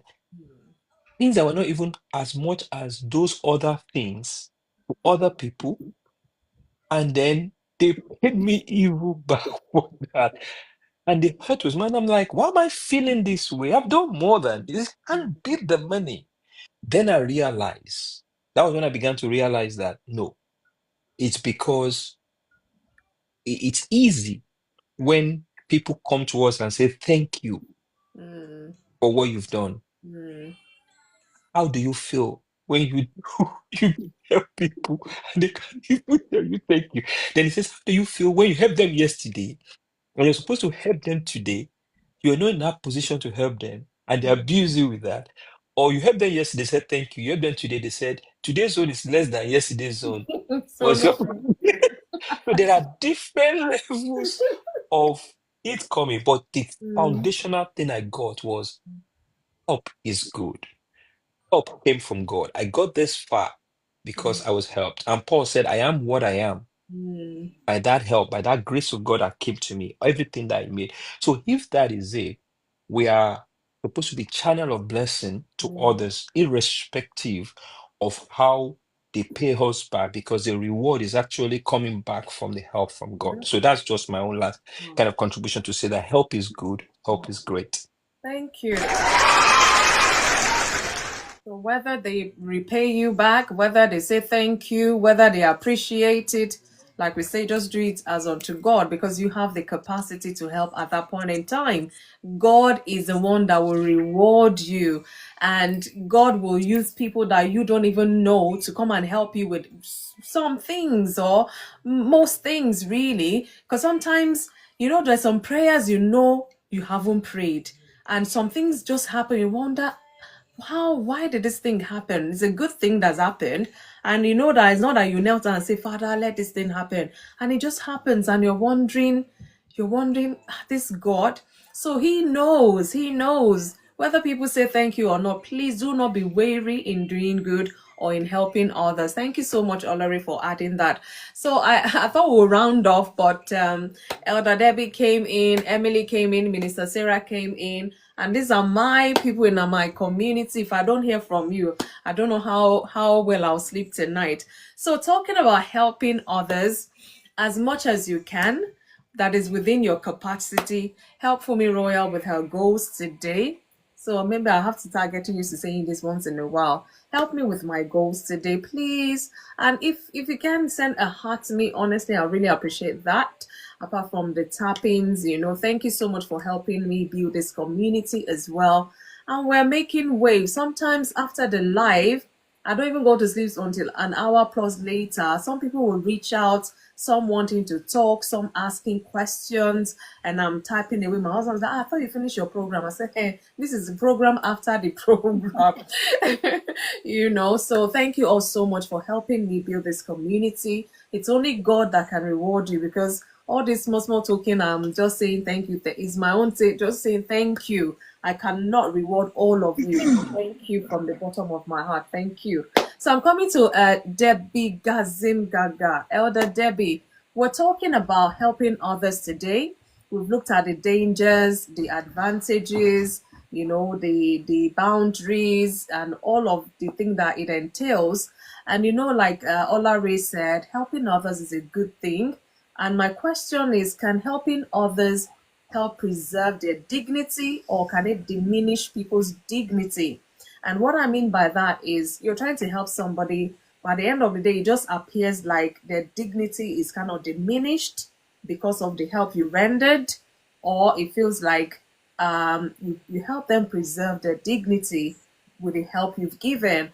And some people, you've helped them, but like Olare said, they will say thank you. In fact, the moment you did that, they've forgotten about it. Next time, they'll just come with another thing they need from you. They will even say, thank you for the last time, but please, I have this need or something. They will even mention that. I know we're not born. I'll tell you. Oh, okay. Sorry, you were asking somebody else. Yeah, I'm saying it to the three of you so that at least you know where we are. I remember. I'll tell you one help that I did one. Well, I live a life of giving, really, because God has been merciful to me. I have never been in a situation where I will need help and help will not show up. Thank God. I've never been in that situation. So because I live that, because you see, when you have the heart of God, because that's what I call it. Sometimes I tell God, I tell him, I say, look, you know the kind of heart that you give me. When I don't have something to give somebody, it puts me in a place of frustration. But that's what we talked about. In a place of frustration. No. But having said that, there was one particular one that I remember out of the whole lot of them, because when you help people, really, sometimes they say thank you, sometimes they don't. But this one was because, okay, I'll tell you, I was coming back from work. The kind of job that I do, I resume work at about 1 o'clock in the morning, and sometimes by 4 o'clock, I'm on my way home. So usually I take another route. But on this, I don't know what happened. You know, when you just know that I shouldn't take this way, and the sat nav took you. So I got to this roundabout, and I saw a car that broke down right on the roundabout. You know, right on the roundabout? Yeah. And the car broke down in such a way that the tire came out. Oh, wow. You know that kind of one, like the wheels collapsed and the tire has gone the other way, you know? So when I drove past and I saw 4 people, honestly, if I knew that they were all boys, I wouldn't have to turn back. But I saw somebody that was wearing a long coat. I thought it was a woman. And me, when I see women in distress, I stop, especially when it's somebody of my color. So I turned around and I pulled over. Then I came to the guy. I said, how can I? Oh, they said they're all boys now. About 4 of them. Wow. I said, look, your car has stopped right in the middle of the roundabout. And you are at a dangerous place when if it's like, and you know, haulage, they move at night. When they make their turn, if they don't see, they're going to clear you with the car and everything out of you. They were right in the middle of the roundabout. So the first thing that I did was, because the job that I do, I have to wear orange, the high V's. Yeah. So I took out one jacket. I told them to put it on a box and go and put it at where the vehicle will turn. So at least when they see that, they will know. They would So I slow told down. them, I said, okay, what have you got? Do you have AA? They said they don't have AA. So I said, okay, I use my AA. I rang, my AA. And luckily, the kind that I have is the kind that they can use it in another car. So I gave them the car details and I had to wait there. When they arrive, they need to see you. Yeah. So I stayed there. I tell you, from that 4 o'clock, I didn't leave until 6:30. Wow. Because the car was, when AA is coming, you have to tell them what's happening. Yeah. It's something that they could do on the spot. Then they will come and kind of. But when you tell them that the car has broken down in a way that they would have to uplift it. They can't put, because they can't touch it. If they pull it, kind of try to tow it, they'll be probably pulling the tire or the front wheel axle out of the car. So I waited there. When it was 6:30, I told them, I said, look, my children have to go to school and I have to go. About 6:30, I left them. So I now sent a note to AA. I called them and I said, look, that I had to leave. I had children in the car. And, I had to tell them a story, because when they come there and realize that I wasn't there, they probably would turn back. So the first day came about 7 o'clock, because I called them. I said, look, I had to go. I had kids in the car. I had to go, but my brothers are there, so that they won't be surprised when they get there and just meet only. But I said, but when you get there, call me. So I got home. I could not sleep. Normally, when I get home at that time, I sleep a little bit before I now wake up in the morning to go and do my school runs. But because I had to stay on the phone, so that when AA comes, or when I see the alerts from them, I'll quickly call them and tell them that, look, they're on their way. And I had to keep calling them, because I don't know those people from Adam. Wow. The AA came. They came about 7:30. When they came, they couldn't do anything about the car. Police had come. Police came there and they saw that they were in distress. They couldn't do anything about the car because they were just at the roundabout. The first AA now left and said, look, that they had to go and bring another something that, like a bed. Yeah. They didn't come until 11:30. I was on the phone with them till 11:30. My I goodness. took their number. They kept calling me. Do you know, since that day that they came, they towed the vehicle, and this thing happened in Kent, around Woolwich area, and they lived all the way in North London. Wow. So it means they had to tow them all the way to North London. I'm telling you, since that day, nobody even called to say, okay, sis, thank you. And I see them on Instagram, because that day they asked me, I said, oh, this is what I do. They added me and all that. Not a thank you. Wow. Not a thank you. But when things like that happen, I remember a day I was going to work too, and I was going to work, and I think during the day I saw that my tire, the tire of my car showed up, that there's something, and I kept saying I was going to fix it. So on this day, about 11:30, around Greenwich area, I just saw the lights again, and I quickly pulled into a filling station right beside me on the right hand side. I trafficated and pulled in. And when I pulled, immediately I got to the filling station, the tire just started deflating. As if the tire was waiting for me to get there. The tire deflated. Wow. So when it did that, I came down, I was so upset, flustered and everything. I just did a video and I called the person I was working with. I said, look, I'm very close to, because I was going to be working in London Bridge that night. So I'm close by, but I can't come now because I've got a flat tire. I did a video and I sent it to him. He said, what are you going to do? I said, look, I'm just going to call AA. But right at that time, another man pulled in on the other side of the where you take the fuel from. Yeah. And somebody else pulled in on the other side and finished filling his car and came and said, Madam, what's the problem? I said, look, I don't know what's wrong. I said, okay, don't worry, just give me 5 minutes. Let me finish my car. I'll come and see what I can do. Then he came, moved the car to the parking bay, right? And I tell you this, I kid you not, in like 15 minutes, he removed my tire, gave me put the extra tire in it, and looked at it. So I said, look, if you're a man, I could help you fix this tire right away. You can drive the tire at least tonight till tomorrow. But because you're not a man, you won't be able to manage the tire. This is what you're going to do. Tomorrow, take it to the tire place and they can fix, because it's still a good tire. This is how much you're going to pay them and all that. And that was how the man helped me. That help came timely, right on the spot where I needed it. So because of things like that, when you do things for people and they don't appreciate it, you wait till it's like a bank. It's like a bank. You saw it. It is. I relate to that. Yeah. You saw it. So when you do things up and they don't pay you, but just shrug your shoulder and just say, look, It's one of those, because when you need help, like Hezekiah,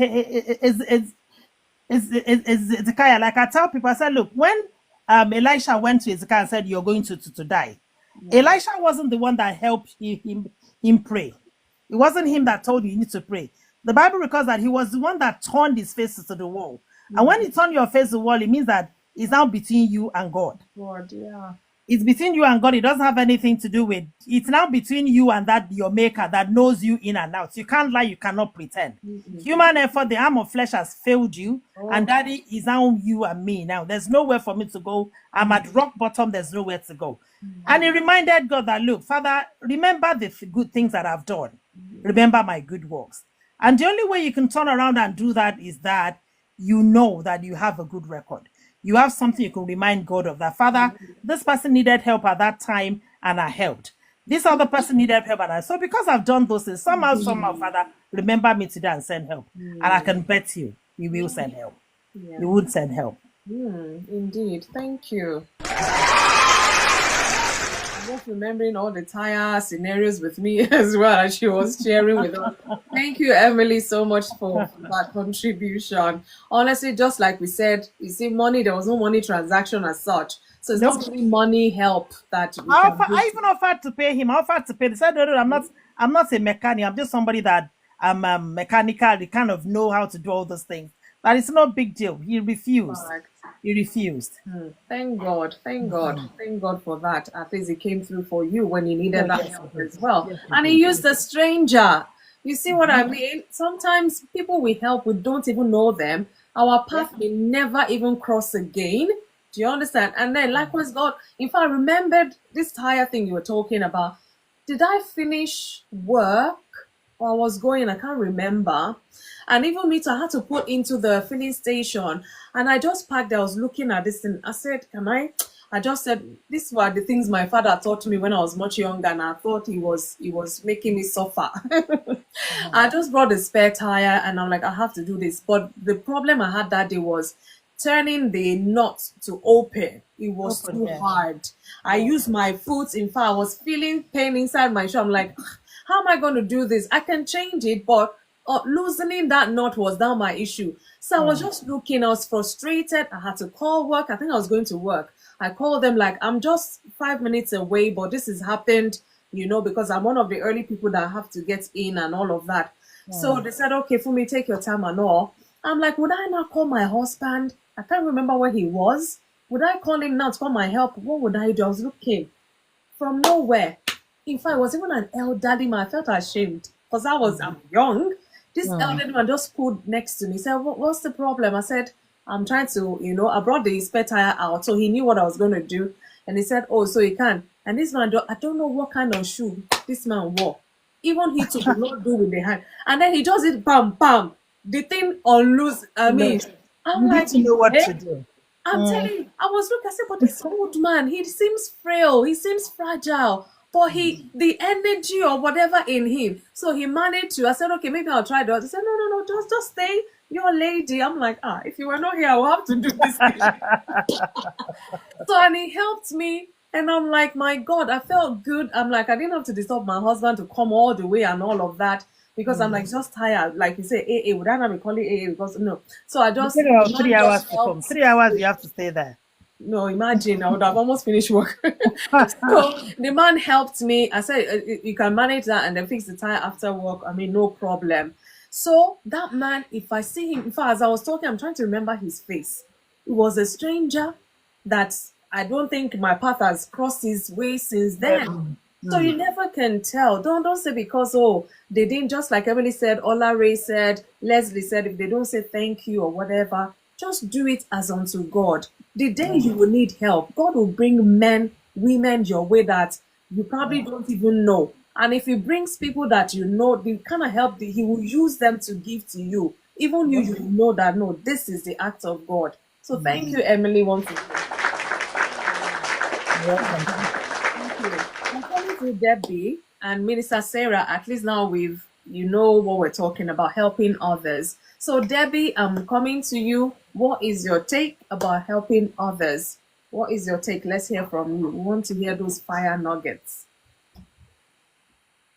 I hope you can talk. Debbie, Elder Debbie, I'm waiting for you, please.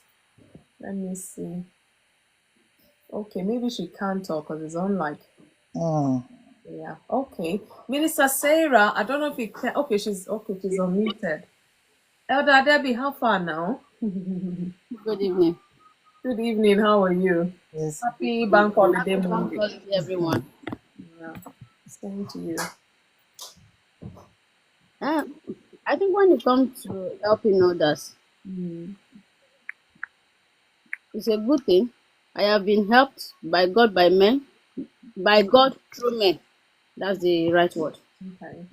And I know what it means to receive help, even when you know you've not really worked for it. Yeah. And at the same time, it's a good thing to help others, either they appreciate it or not. Do your best, but be careful while you are helping. Yeah. The help you are giving can affect your career, your family, your marriage, and the most take your life. Mm. So we should be discerning enough to know when to step back and when to step in. If you are married and somebody needs a home, think about it very well. Even if they didn't, even if they didn't go to your spouse, it can affect your children. Yeah. Yeah. At the same time, if you are single and they want to help you, think about it very well. They can end up asking you for your life and your future. So help is in both ways. And sometimes the question is why are you helping? Does it make you feel good? Are you helping because you want to help, or because you it makes you, there's this feeling we have as human anyways. When you help, there's this, you feel good that, oh, you've done something good today, which is beautiful, as long as it's coming from a good place. So helping others is beautiful. If the person didn't say thank you today, one way or the not or the other, nature will say thank you to you. Somehow. Yeah. One way or the other, nature will say thank you to you. It might not be in a way you expected it. You might have forgotten what you did, but nature never forgets. So even if the person you helped did not say thank you, or they didn't even look back, it's okay. You have done your best. When you are in trouble, like my sister said, remind God. You can always use that as a reference. So helping is good. I have been helped, and in a way, Help us. I've not been able to help enough, but I've been able to help in a little way I can. I'm still. No help is too small was part of my talk. Oh, so I I know. know you're being humble, but no No, help is too sometimes some of us, with the kind of help we have received, small. I get you. with the Yeah. kind of help I have received, I know I've not really helped enough. I'm still in the process of, Yeah. Okay. because some of us are. God has helped me through men a lot. So Okay. the best thing is, I just feel as human, when you are helped, it's good to appreciate it. It's good to appreciate it, because at the same way nature will pay the person that helped you that you didn't appreciate, the same way nature will remember that the last time you were helped, you don't know the value. It might be a bit difficult to find help again. So we should just try to balance it, both the receiver and the helper. God will help us. Amen. Amen. Thank you. It's good to balance things, discernment of spirit, so to say.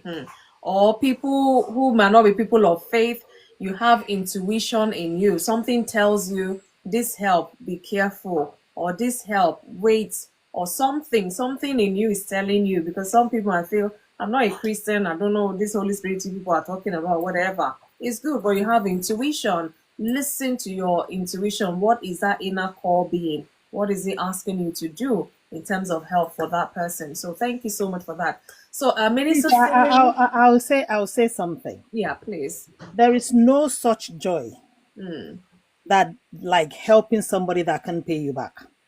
There is no such joy. When I just came into the system, when I came into this country, Yeah. you come into the country and you have to get a job, especially some of us that you didn't know what, there are some people that are lucky here. They have aunties, they have uncles that will tell them, okay, they'll tell you what to expect when you come into the country. But some of us that we didn't have anybody, we just came blindly that, okay, maybe you have one boyfriend that was telling you to come and you dump everything. Oh, I'm going to UK. Everybody was talking, they said, no, you came. And when you came here, you now have a rude awakening that, oh, more, it's a totally different game. There are rules and regulations. Tell me about it. So I was working in the hospital and they brought this elderly lady that had gynae issues. When I'm in gynae issues, they brought her from the care home. Okay. And the jacket that she was wearing was all those, what they call them? It's not a fleece. Well, it's fleece lined, right? But it has polyester. It's light. Not the heavy jacket, but those ones are like fleece, but it's polyester lined. Yeah, light. Yeah. And she has bled into it so much that it's torn. She has bled into it so much that, when you sit beside her, she has gynae, an elderly woman that's got dementia, right? She has bled into it so much that I had to wheel her. They're in the hospital, then they have appointment, they book gynae appointment. You have to put them on the wheelchair and wheel them to the gynae appointment. So as you're wheeling them on the hospital corridor, people are turning to look at you because of the stench coming from her. Wow. So you take her there, and the hospital can wash it. You can put the clothes in the hospital Machine or whatever. you can put it there, but you have to label it. Okay. Now you have to label it to come back, but it might not. There are chances that it might not come back to the ward, and there are chances that when it comes back, she will have been transferred to somewhere else. Because the people that wash the laundry do the laundry are independent. They don't do it on the hospital premises. So they have to put it in a bag and label it, put the name of the ward there, and send it off. Yeah. So the chance that when the thing is going to come back, it might not come back, and it might not come back to the hospital ward. And I did a long day, and when I was going home, Sister Funmi, me being who I am, I couldn't go home. I couldn't leave it there. So I took it, which was against the hospital policy. Wow. If I'd done it, if they had caught me, I would have gotten into trouble. And then I took it, put it in the bag, put it in my bag. I took it home. I washed it. I had to sit with that jacket, always make sure that it's dry, because I was doing long day. I usually do 3 long days. Okay. So I had to take it back to work the next day. But behold, when I got to work and I gave it to this lady, she took it. She took it and smelt it and looked and said, "Thank you, God bless you." See, it's me. For the whole of that day, I felt as if, when you just feel wrapped by the love of God, Now, this is a woman that was confused. She was confused. She couldn't talk. She couldn't look at her. You wouldn't know that she knew what was. Sometimes people go through stuff and they just lose sense of what's happening around them. That, look, I'm here. Some of them that the children are abandoned and all that. Yeah. She looked at me, smelled it, and looked and said, "Thank you, God bless you." And I felt so good. Wow. I felt so good. So there's no such joy like, helping somebody that can't pay back. Somebody that can't pay back. Somebody hit my car one day. I was driving. I was in traffic. They hit my car. When they... Oh, man, you're touching so much, many aspects of my story. Yes. Just go on, please. Somebody hit the man was driving in traffic, the traffic lights, and she bashed into me from the back. That actually took paint off my car. Wow. And you can make so much money when they hit you from the back. Yeah. But when I came out from the car in anger, that feeling of, I came out from the car and was a white elderly man with his wife beside him. And he came out of the car, looked at me, put his right hand on his chest and said, look, I take full responsibility for it. I'm so sorry. I take full responsibility. Do you want to pull over and let's exchange insurance numbers? And then and I looked at him. I looked at him thinking, okay, you know, this country, they hit you, you hit somebody. When you repart, both of you, your premium will go up. So I looked at him and I told him, don't worry, and I left. And that day I prayed a prayer to God. I said, God, somebody just offended me today. And the person took responsibility for it. That, okay, I am wrong. I could have nailed him. I could have said, okay, let's go. I'll make good money because then I'll go to the hospital and tell them that my teeth and neck and all that. I told God, I said, Daddy, and I let him go. So the same way my father today, unto everybody that I've offended, maybe that I know, some that I don't know, that is holding me to ransom because I've offended them. That the same way I've offended this man, I've forgiven this man, let him go. Wherever it is that is sitting on the throne of judgment, say, yes, I will, because of this thing that you've done, you will not go. That the Bible says even the lawful captives would obtain mercy. Because I've let this man go today. Let my attitude today, let it clean everything, and let me stand as still before you. So I let it go. So there's no such joy, than helping, being in a position of authority where you can, put your feet on ground and say, look, I will not take this. And then you let them go. You let them go. God honors that, the much that I know. Oh, thank you, sis. One good turn deserves another. That one, I know. Thank you so much for sharing that as well. Minister Sarah, I'm coming to you now. How are you? Hello, good afternoon, good morning, good night, wherever. Happy Monday. Yes, happy Monday. So, yes, the topic of helping others. Like you said, and some of your other guests, helping others can encompass a lot of different things. It can be helping them emotionally, helping them physically, helping them monetarily, helping them by just showing them love, having sympathy. All of those things is a way that you show Or help that others. you're helping, that you're helping or assisting. Because like one of the other panelists said, it doesn't always, and this lady gave a great example of a lot of ways that people can help, and it doesn't necessarily mean that is monetary gift. So I feel as though everyone, being Christians or non-Christian, being rich or poor, have helped someone else along their life journey. There's no one that can say that they have not helped someone. Now, you do have those persons that are just totally givers. I wouldn't really say that they are helpers because that is a gifting that they have, where they feel the need to always, take care of a cause. Like maybe they give to charity or they give to persons who are homeless or whatever the case may be, but they're really giving out of their abundance. For me, I think helping someone else is literally looking at their needs and helping sometimes from a place where you feel as though you need that need more than them. And I think that's when it's stretched different. And so I give an illustration for something like that when the Sadducees and scribes back in Jesus' time, they were giving their alms, and they were giving it and saying how much they gave and making it a big publicity. I pay my tithes and I pay my offering and, wanting to get all this glory for it.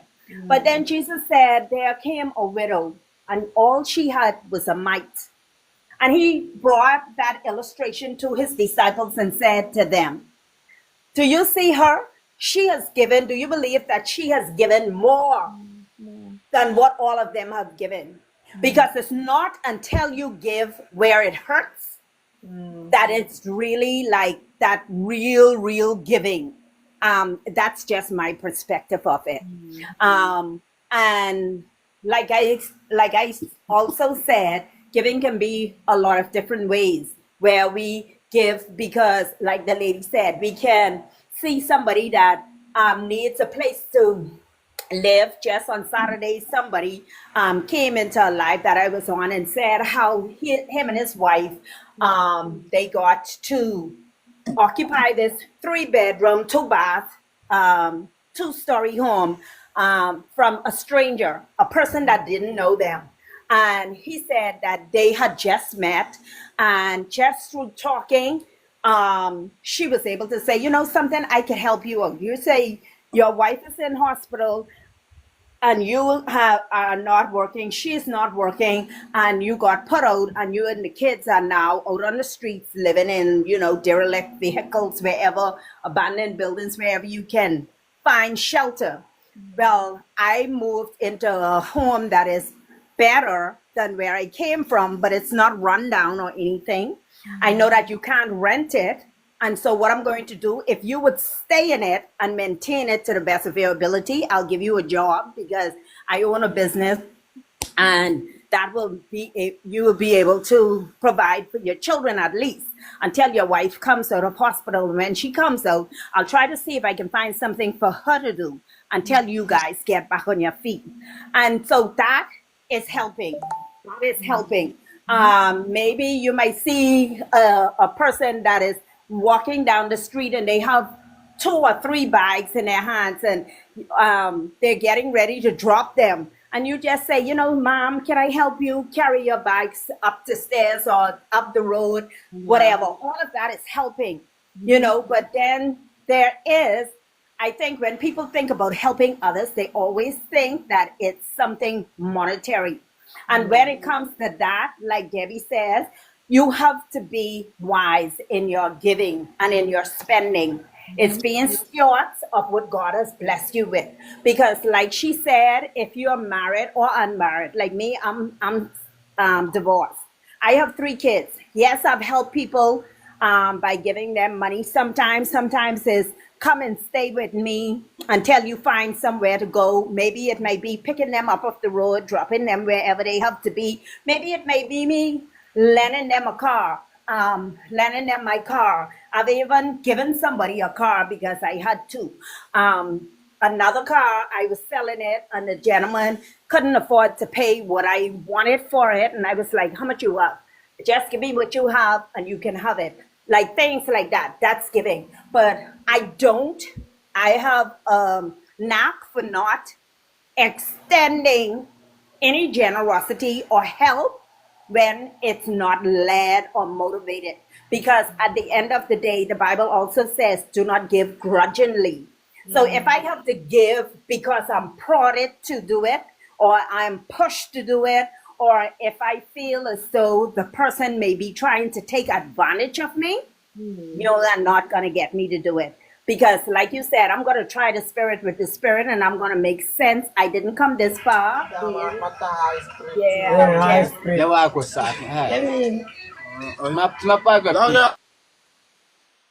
Yeah, I would not have come this far just being loose and, you know, just giving off my substance, because just like Debbie said, if you give, you can give so much till now you need help. But you have to be able to give to the extent where you say, you know something, I know that I'm feeling this deep down inside that God is saying, give this person this $1,000 or give this person this $200 or whatever. Because like Debbie said, I've seen persons that I helped that came to me, oh, Sarah, could you help me with this? I need some grocery. I need some this, that, and the next thing. You give them the money, they use it on drugs. When it ain't that, you give them the money, and every time they see you, you're like a bank. And that upsets me, because at the end of the day, I'm not a progger. I'm not a beggar. And for me, my sister will tell you, even with persons at church or in my community, wherever I am, I choose who I want to help. Because the ones who are not asking, I'm going to help them first. Because if I see your need and it touches me, I think that I will get more from that than to feel like I am pressured and I am pushed to do whatever that arms is. And God wouldn't get the glory. That's just the way that I feel about the whole thing. So giving is good, but like I say, we have to use wisdom in it, because people will take your cart and your horse, run away with it, and leave you there walking in the streets.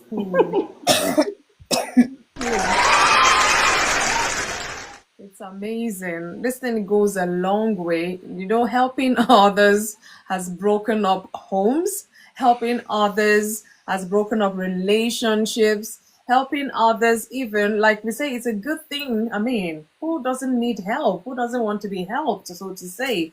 But you find out that you need to press the pedal and soft pedal sometimes, because even in it, helping somebody might even get you in trouble. Trust me. We've given examples before. Helping others might get them in trouble, might get you in trouble, especially when you're not discerning enough. When you're not discerning enough and you feel, it's a good thing to just help or whatever, at the end of the day, you get into trouble. That was why I had to go to the dangers of helping others, because otherwise we will not balance this talk today. It's not that it's good, all that. Anyone you see, just help. Any other, and just help. A lot of people have helped. Some people is landed them in prison. A lot of people have helped people is landed them with diseases or sickness or something, you know. So we need to be careful. Like I said, discernment.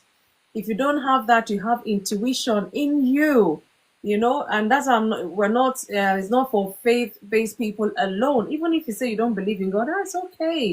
But you have something called intuition. It's telling you, you feel just help, but something deep down is saying, tread cautiously. Something deep down is saying, slow down with this help you want to render. Something is telling you, wait a minute. And you just feel like, no, they need just help. And at the end of the day, you do it, you're not even blaming yourself. So Let me ask you a question, Stephanie. please. If somebody, if you know, you can be in a situation where the help is you help the person, they help you. You understand? Yeah. Like you need help, you get in a place, you need help that, like, okay, oh, my car, you have it. Let's say, for example, you're going somewhere, you have a flat tire, right? Somebody now walks up and says, oh, can I now offers to help you, Yeah. right? At that point where you have a flat tire, they're offering to help you. You know, before you where you were going was probably about maybe 5 minutes away. Before you had the flat tire, Yeah. the distance of where you're going is about 5 minutes away. This person now helps you, and then they now said, okay, now help me. You know, they don't have a car, you have a car, you had a breakdown, and they now offer to help you fix the car. They help you change the tire and all that. And where they're going to is about 3 hours away. Okay, go on. Yeah. I want to do a job in Chelmsford. I live in Kent. Okay. I went to do a job. I do events decor. Okay. So I got there, and this man now came. You see, like my minister says that, okay, especially when you're a single woman and you don't have, they look at your finger, you don't have a ring, everybody think that, okay, you're bored, Take advantage. they take advantage. Vulnerable. Yeah. And the kind of job you do, maybe you do have a job that you have to do with people and all, and anyway, this particular one, I went to do the job, and this guy happens to be the photographer for that event. So he really did help, because it was a job where I have my own staff that were helping. Okay. Right? My staff were there, they were helping put the chair. You know, you bring all your stuff at the beginning of the party, and when the party's over, you now break a hair. So he helped put the chair back in the van and all that. And then he said this was about 11 o'clock in the midnight. He now said where he was going to was very far. That he intended to the celebrant, he was meant to sleep in the celebrant's house that night. Listen. So I now said, okay, my van man wasn't there. Yes, I remember what happened now. You see, there are some jobs that I go to that I drive my own van. Okay. I go there with my own van. So my staff will meet me there and they'll finish. Everybody will go their way. But on this particular one, the van man brought me. So Okay. we finished and we had to put everything out so that it's easy for the van man to just come and then put the things in the car and left, yeah, and leave. So I now told him he did really helped.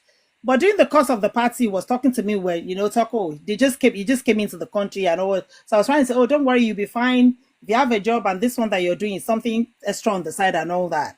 So I now told him, I said, listen, if the van man comes and he said, there are some of the van men that was okay, take the things for the night and bring it on Sunday evening. Yeah.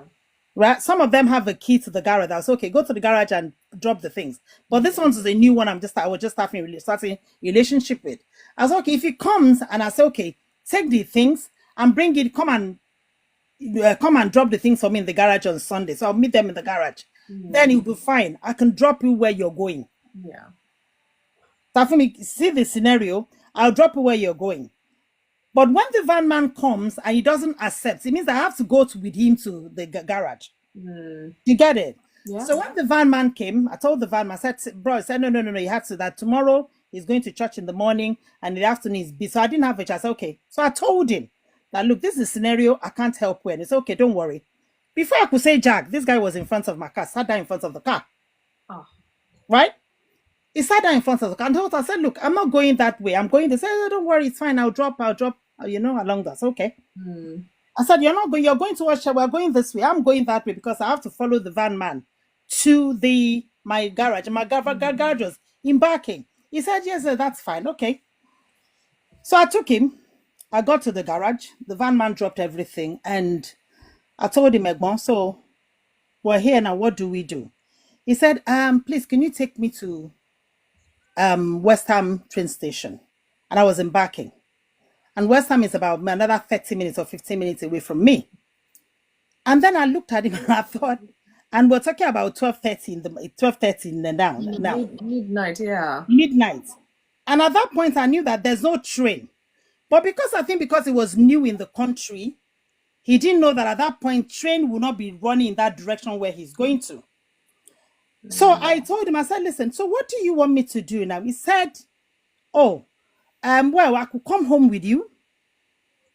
Sister Fumi, and my head blew.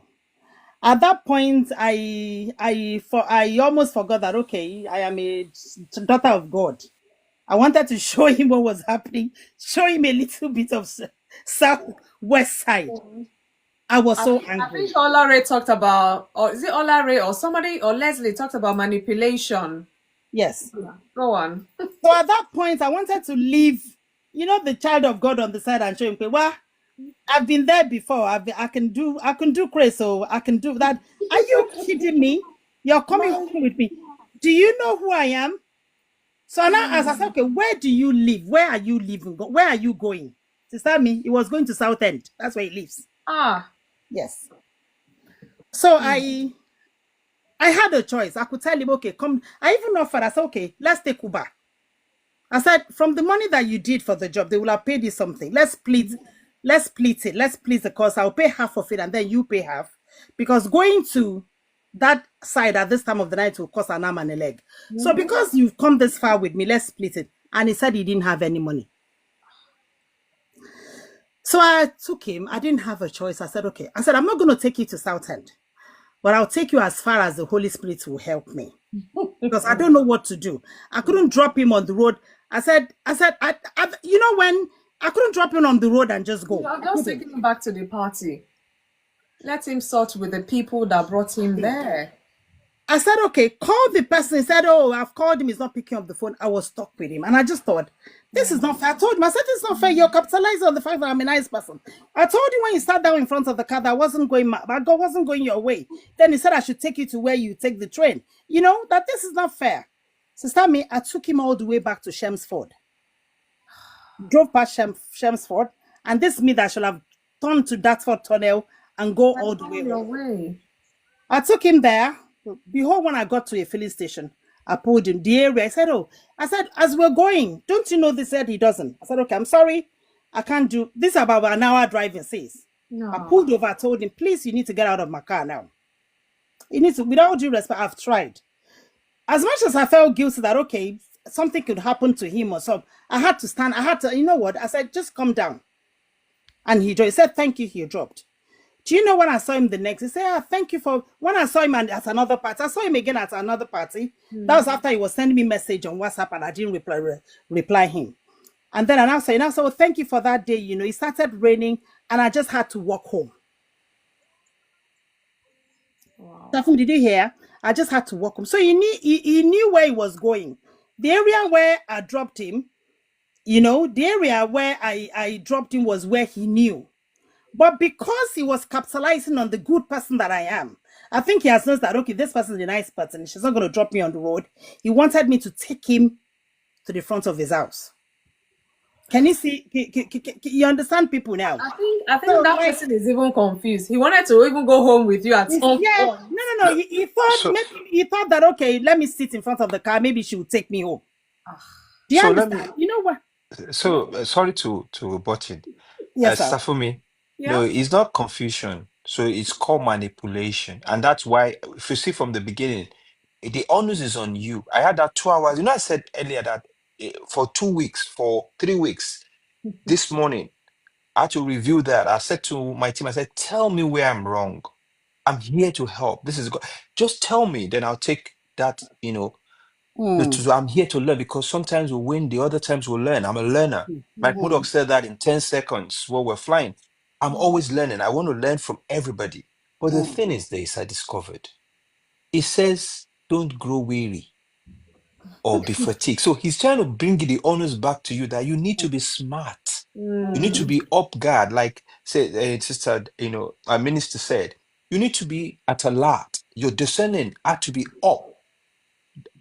The higher you go, the higher your discerning will be because there are people sent from the pit of wherever they're coming from who wants to take advantage of your goodwill. And Jesus said it. Always. The person has that spirit. So he's picked it. This is a nice sister. That's why he quickly ran to the front car. I've seen all sorts. My goodness. So What people are audacity. there, but because you have sentenced yourself to that life of giving, you now says, okay, they can see this in the spirit, and it's actually spiritual. They see it in the spirit. Yeah, They They do. picked it. So they've picked it in the spirit. But you have to this be discernment for us discernment that we're says talking this is a about. man that is in need. So today, what I now said to the person is this. I said, let me tell you something before. So because I like to learn from lieutenants, people that work from, because they might see what I don't see. I said, but let me tell you something I know that was taught me a long time ago by Mike Murdoch. I said, the soil is as important as the seed. Yep. Said if you take corn and plant it on a stone versus on a fertile ground. So he paused, he said, that's true. I said, so what he means is the onus is on me to find out every time, is this a fertile ground? Am I being used here? Am I being cornered here? So I said, even though I'm sentenced to this life, which is what I would do, they will never change me. A bad person will never, because the Yoruba will say, any buruku ti ba ni rere je," meaning that stops giving. I said, no, it's wrong. It's not scriptural.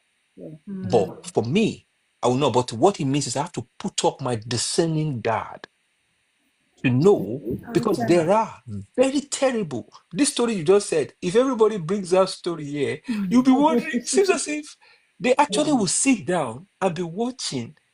And that's why I say black cap strategy. This app gives a room for somebody to be underneath, where it's not in the comment section, and would have spent these 3 hours, non-participant, but would have listened and profiled everybody. They would even check your profile. When people come for you, if you don't have discernment of spirit, you would have gotten yourself in so much that by the time that happened, you'll be asking God, I thought I was a prophet. God, I didn't see that. Bro, Then you Larry, now there's a realize that story God is that's all No, knowing. trending. it's not. You know what I was even thinking as you're talking, Olari.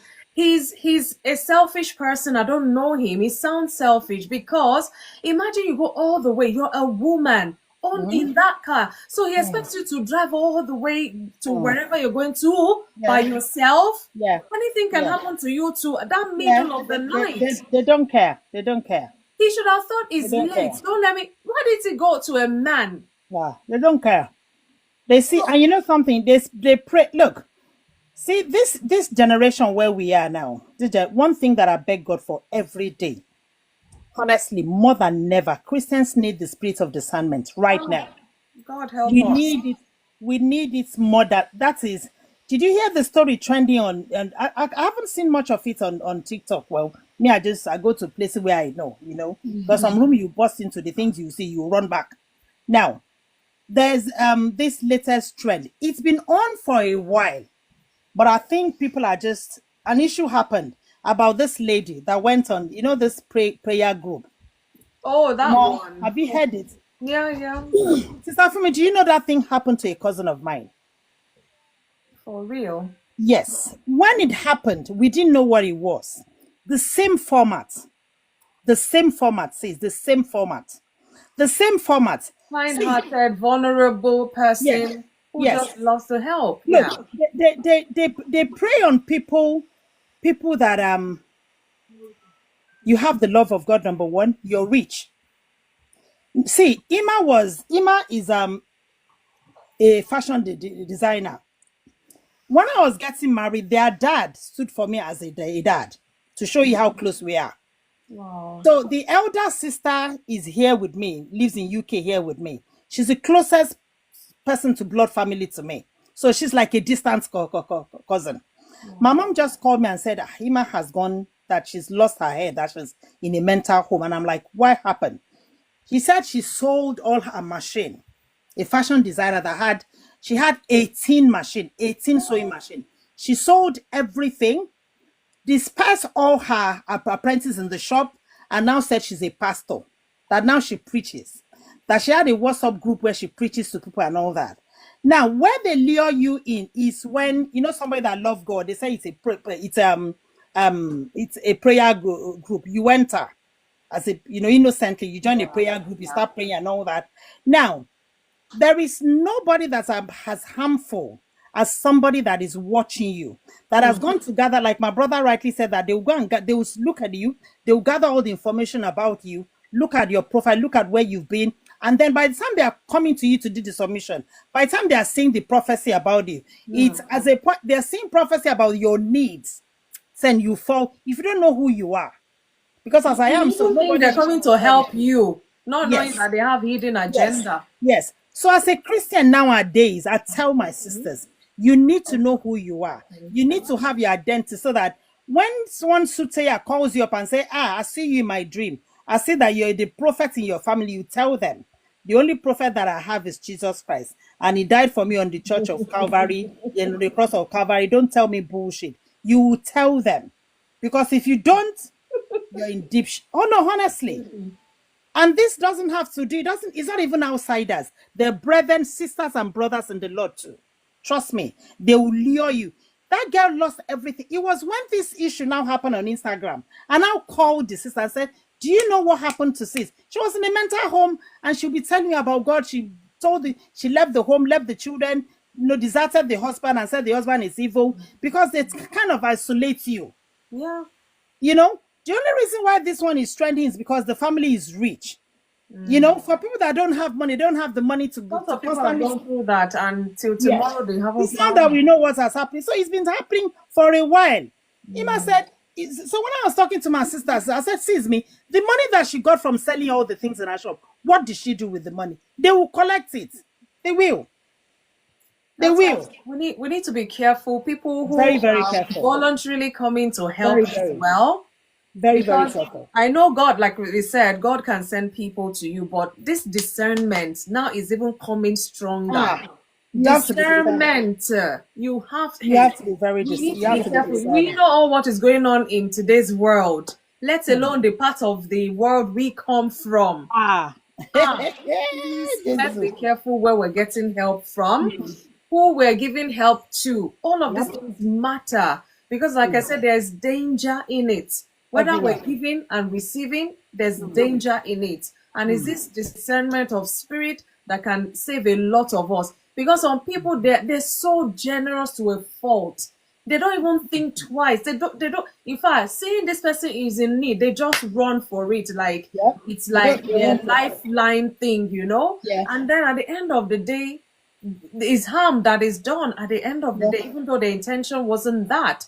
So we need to be careful. Like we say, we've oversaid it even. Helping is good, helping others is good, but please, we need to be careful when we're receiving help now and when we're giving help. Either way, we have to be careful, we have to be discerning, know your limits. Limits. Know Yep. your limit. How can somebody, the car that I worked for to buy, someone will just tell me to go and sew it and give it and that Yeah. when God has not told me? And some Yep. are so manipulative that they will even give you signs or things that you almost confuse you, manipulate you to the point that you're confused, you just surrender.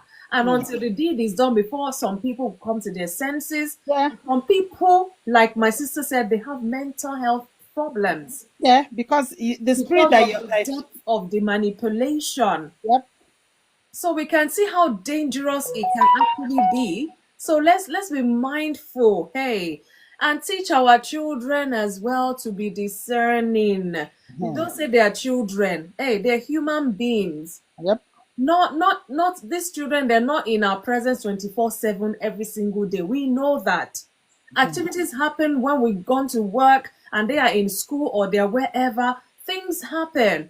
But if we don't teach them at home, help people, but know the limitations, and these things, so that these children to become wise as they're growing in terms of helping. It's very, yeah, Emily, it's very important to teach them. Don't just overlook that, oh, they're still children, they don't need to know. No. Start teaching them so they grow wiser as they're growing up as well in these things we're talking about.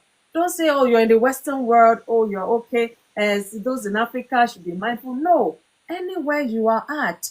We've heard of cases here, gangsters, peer pressure, and all of that. They will come like they've seen this guy quiet, they want to help. You don't have friends, we want to be your friend. That is the help they have given this boy. Before you know it, he's carrying knife and shooting people and all of that. So let's be careful. Ourselves, be careful. We teach our children to be careful and be mindful. The people wanting to help, because they've seen your vulnerability, they've seen how in need you might be of certain thing or whatever, or you're lacking something, they will use that to creep into your life to want to help. And then they take over this person's life. Say if they can't get it, they come in through the kids. Of course. So Yeah, we they have do. to be careful. Can I Devil say is, something? please, Minister Sorry Sarah. to sorry to cut in, but you No, talking no, about children. So my youngest son, he is a giver to a default. And I told him over and over and over, Rico, you have to be careful. Oh, mommy, this life is not our own.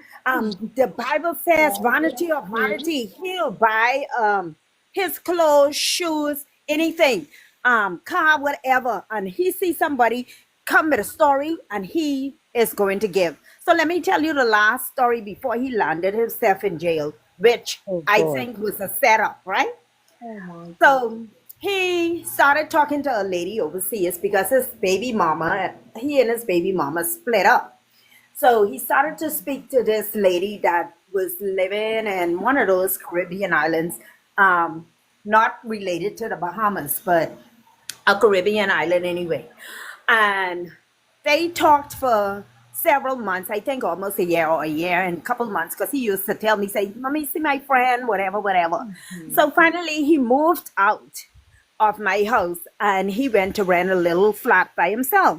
So I was like, good, he is 28 years old, let him go fly his rings or whatever. So then he called me. He said, Mom, the lady that I was talking to you about, I asked her if we could get married. And she said she want to come over here because this is a long distance relationship. I haven't got to see her yet. So she's going to come over. So she told me to send the money. I said, why don't you just buy the ticket? But they don't listen to you. So anyway, he sent the money. Let's just say the ticket cost $500, but she's saying she needed $1,500. I said, do you know that that is how much it costs? Oh, mommy, she ain't gonna lie to me. I said, but Rico, this is a stranger. You don't even know whether she have a whole life going on with her husband, everything. She calls you in an appropriate time or whatever. Oh, mommy, you just this, that, and the next thing. I said, okay, fine. So then the lady came over. She spent about a month here with him. Anyway, it's time for her to go back. So I said, you're going with her? Oh, no, she said she's going to go over first and prepare the place for us. So I'm going to give her some money or whatever. So he had a Jeep, a Ford Jeep. He went, sold his Ford Jeep, and gave her all the money that he had from what he sold the Jeep with and whatever else he had saved within that month or 6 weeks that she was there, and gave her all the money. So he told me, "Oh, mommy, I don't want you to get upset, but I gave her it. I bought her a ring and whatever. While she was over here, she is my fiance. We're gonna get married. She's gonna set up a place over there for me, and then she will send for me." Femi, if that woman call you, she call him. If she called me, she call him. That was the end of the text messages, end of the WhatsApp, end of everything. That woman vanished from the face of the earth. And I told him, I said, "Rico, you see what I told you? Oh, I can always make that back." I said, "Yes, you could make it back. But what I'm saying is you have to not be foolish." Then there came the time when he was working 2 jobs. He said, "Okay, I can try to get these things back. I can work 2 jobs and whatever the case may be." When I looked, he ain't had no friends. Because when that happened to him, everybody was laughing at him, all the little boys and stuff around the corner where he used to live. He came back, stayed with me, said, "Mommy, I only want to stay here for a little while till I get my feet back on the ground or whatever." Every little so often, I see this one particular guy who he said was in jail, keep coming and visiting him. But every time he come, it's for money or for clothes or for shoes or some kind of stuff, right? Or give me a ride. I said, I came to the door one day and I asked the young man, I said, "Excuse me, whatever your name is, does my son have a car?" "No, mom, but I need a ride." I said, "So he's going to be using my car to carry you wherever you want to go." I said, "Couldn't you have gone by one of your family members or whatever the case may be?" That time my son coming up in the back of me, "Oh, mommy, man, stop it, man. You shaming me. You this, that, and the next thing or whatever." I believe it's the same boy will get him in trouble anyway. Long story short, he done give this boy, just like the boy is his son, he done give him shoes, clothes, money, food, taking him back and forth wherever he have to go on his rendezvous. He was borrowing my car, borrowing my other son car. And I'm like, what this boy do to you? "Oh, mommy, you have to take..." My other son telling me, "Mommy, you can't talk to Rico. You know, Rico was like that from his school. He is the type of person, he need friends. And he frenzy, and the way that he gets to keep these friends is to keep buying them." And I'm like, "Rico, you need to not buy friends. Know when your limit, learn to say no." But with him, he can't say no. He can't say no. Now, when I was much, much younger, I was to that point where I couldn't say no either. But only because my husband left. And then I had to struggle with 3 children by myself. And I noticed that most of the times it was my family that was helping me and not strangers. Like y'all say, it ain't gonna be them people who you helped. They ain't coming no day of the week. It will be strangers first. That I started to think, and I said to myself, and I came to my senses and said, "Sarah, no one was there for you who you was for. So you know what you need to do? Guard your heart. And you listen to the spirit. If you feel like, hey, somebody's story causing you to cry, somebody story or whatever is you can see happening to them, lead you to say, hey, I want to take you to the store and buy some stuff for you to wear. I want to take you to the store and get some stuff for your kids. I want to pay something on your rent. I want to give you this car. I want to this, that, and the next thing. Do it because you are not expecting anything in return. And I think I came on one of your live and I spoke about that before. When you give and you give to the point where you say, I ain't even expect nothing in return. If this person never turned back, I gave it from the abundance of my generosity. That's the point where I came to right now. That I am only going to give if it moves me. If it don't move me, I don't care how much you tell me I'm a Christian. This is the Christian thing to do. God said we should be cheerful givers, because I ain't gonna be cheerful if I have to give out of what I made I know. to appease you. Then there was this other lady that me and my sisters and a lot of people in the Bahamas was helping her. But one thing I noticed, she would always put herself in strategic places. You know, beggars, you will find them on the side of the road, any corner, near a garbage bin, maybe near a food eatery, like, you know, people who cook food, not like a grocery store. Yeah. But this particular beggar, she used to come always talking about these children who she have, and she don't have no money, and her parents died, and she looked young, so she was like, you know, I had them in my teenage years, and I don't have nowhere to live, and look scrubby and everything like that. So obviously you think her story was legit. Yeah. You will find her by food stores where you get like bulk items, also by banks. They're the only two places you will find her, right? Oh, So I started to tell my listen. I started telling my sister, listen, Femi. Anywhere from the 27th to the 5th of the month, you find her. Anywhere in between Oh my the second week in each month on the 15th, 16th, 17th, she's available. Mental with strategy. Mental with strategy. So me and my sister say, yeah, that's true. We talking about it while we having our little God. gathering. Yeah, that's true. She was by Finco Bank the other day. No, she was by Royal Bank the other time. Yeah, she was by Scotia Bank the other time. Oh yeah, I saw her by the big or by Solomon's. I saw her by Depot, Home Depot. I saw her by this and the next thing.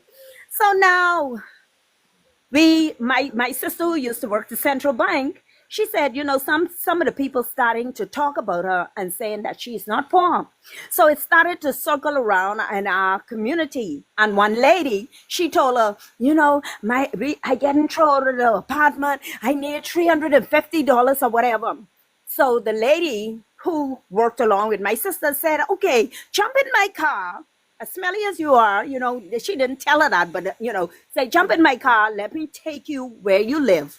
And I will give you the money to pay the rent, or I will pay the rent for you. Oh, no. Just give me the money. Just give me the money. I can pay it. So the woman said no. Now she wants the money. So she said, okay then, let's go. So she took her in an area where there are very poor persons living in, you know, structures that aren't so solid. So the lady said, which one of these houses is yours? She thinking. The woman looking in the rearview mirror, saying something wrong with this, because if you live around here, you should know which one of these houses is yours. So she was trying to find a house where nobody is on the outside, because nobody know around there. Listen. So finally she tell the lady, say, anyway, drop me by the store.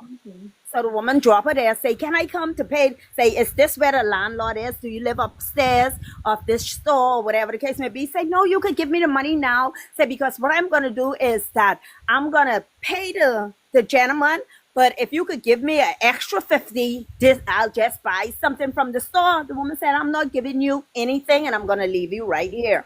And I'm going to call the police, because it seems like you're stealing from the public. She had her on record and everything, took it to the police station and whatever the case may be. So the next day, they set up undercover police officers to go by these banks and see which one of these she'll be to. Sure and behold, she was to one of them. So the police, you know, have on their gear and everything. And they find out that she gave her the money, because she come up with the same story. I need this $300 and odd. The woman gave her the money because, you know, she's a police, other police around, so she can let her get away because other people can be following her. She hops herself on the bus, gets off downtown in the busy suburb, goes into McDonald's, come back out in a whole different outfit with a bag in her hand, jumps into a Mercedes Benz and drives herself into one of the richest community in the Bahamas, pulls up to this big gigantic house, And when the police came to find out and they knock on the door, she don't have a chick nor a child. Yes, her mom and dad died, but they left her as the inheritance of that home. But she don't have no children. And they asked her when they was ready to jail her and stuff like that, because that's like a criminal thing over here. They was like, why did you do that? But then they found out that, they couldn't put her really in jail. They had to put her on a psych ward because she was like, I just was storing the money in my room, and she had bulks and bulks of grocery thing, clothes, stuff that people give her, just pile up in that house. And I mean, and that could have been split up in like 4 or 5 different apartments. Big pool in the backyard, I say, Jesus, Lord, I told you all. So you have to be very careful, because you could be putting money in people's hand who should be helping you. Yeah. So you got to be careful. People are very, very crafty. God. Oh my goodness. Thank you for sharing that. Oh my goodness. I didn't think we'll get this deep, but yes, we are. Emily, I saw you wanted to talk about helping in marriage. Sorry, hostess. Sorry, I just That's want a to wild give her a bit story. of clarity. I'll let you speak. Emily, on Mondays, we talk about individual topics. Because if we lump the two together, we will not leave here today. So I really appreciate you saying that. So on Thursday, we come here again, and that's when we talk about marriage related topics, issues with marriage. So because we lump marriage with today, trust me, we'll be here by 3 in the morning. So I really appreciate you saying that. Thank you so much. So if you come on Thursday, we'll see what the topic would be, but it has to do with marriage and issues in marriage. Yeah. Thank you. Leslie, please go ahead. Wow. Thank you, Minister Sarah, for the. No, Minister Sarah, man, these things happen. Like they happen in real life. And I'm glad you shared, because it just makes it Yeah, clear that's a that, real story. It might sound yeah. far-fetched, but Oh it's no, it's not. real. Oh The thing no, that happened to it's my son, oh, I know that. It's real. It's real. real. I know that. I know that. And it just it makes one have to really strengthen their resolve to have that discerning attitude. And the Bible says we should test the spirit, because these things happen. It happens. So I'm glad you shared this story, because it's supposed to really give us that cautionary tale. Yeah. Know what we're doing, know how we're doing what we're doing. Yes, be generous, but know what you're doing and how you're doing it. So yeah, it happens. Thank you for sharing that. Thank you. Yeah, Yeah. indeed. But like Thank you. Peter said when he was at the gate and the beggars started to ask him, he said, silver and gold have I none, but such as I have I give unto you. See, sometimes when you ask these persons who are begging, you want, like I was on a live, I think yesterday or this morning. Yeah, yesterday I think it was. And the lady was asking for some money for another lady. Not once did the lady who she was requesting the money for, that was already in the box, say anything. 2 or 3 or 4 persons donated to the lump sum that she was asking for. So let's just say she needed $500. So far they had accumulated $250. Not a thank you, not a I appreciate you, nothing, which made me feel my senses start kicking in. This ain't real. This could be that the host has a brother, sister, or whoever that she said, just tune in, and I will say it's a certain person. But I actually want the money. When you could just say that you need the money, but you want to be so counterfeit that you look so phony. And people, I just could see straight through it, because I was like, if it was me, Yeah. and I'm a type of person where I feel so embarrassed to ask FunmiRoyal if she could help me try to make some money to pay my mortgage. And she is now on this live and I am here. And Elder Debbie come up and say, I don't have much, but I have $20 towards it. My first response is, thank you so much, Debbie. And any way possible for me to get it back to you, I will try, or something. But not just totally. I mean, the woman didn't blink. But there were comments in the comment section, people promising, okay, I pledge at the end of the month. Not a thank you, not a I appreciate it. It just seems so phony. So when that happened, it snapped me to these different things that I've experienced in my life. Like I tell people, don't look at the picture and think I'm in my 30s, 40s, and I just grin. This is a 55-year-old woman that's been through a lot Oh of things. goodness. And I have passed through the storms in order that I may be resilient to weather storms.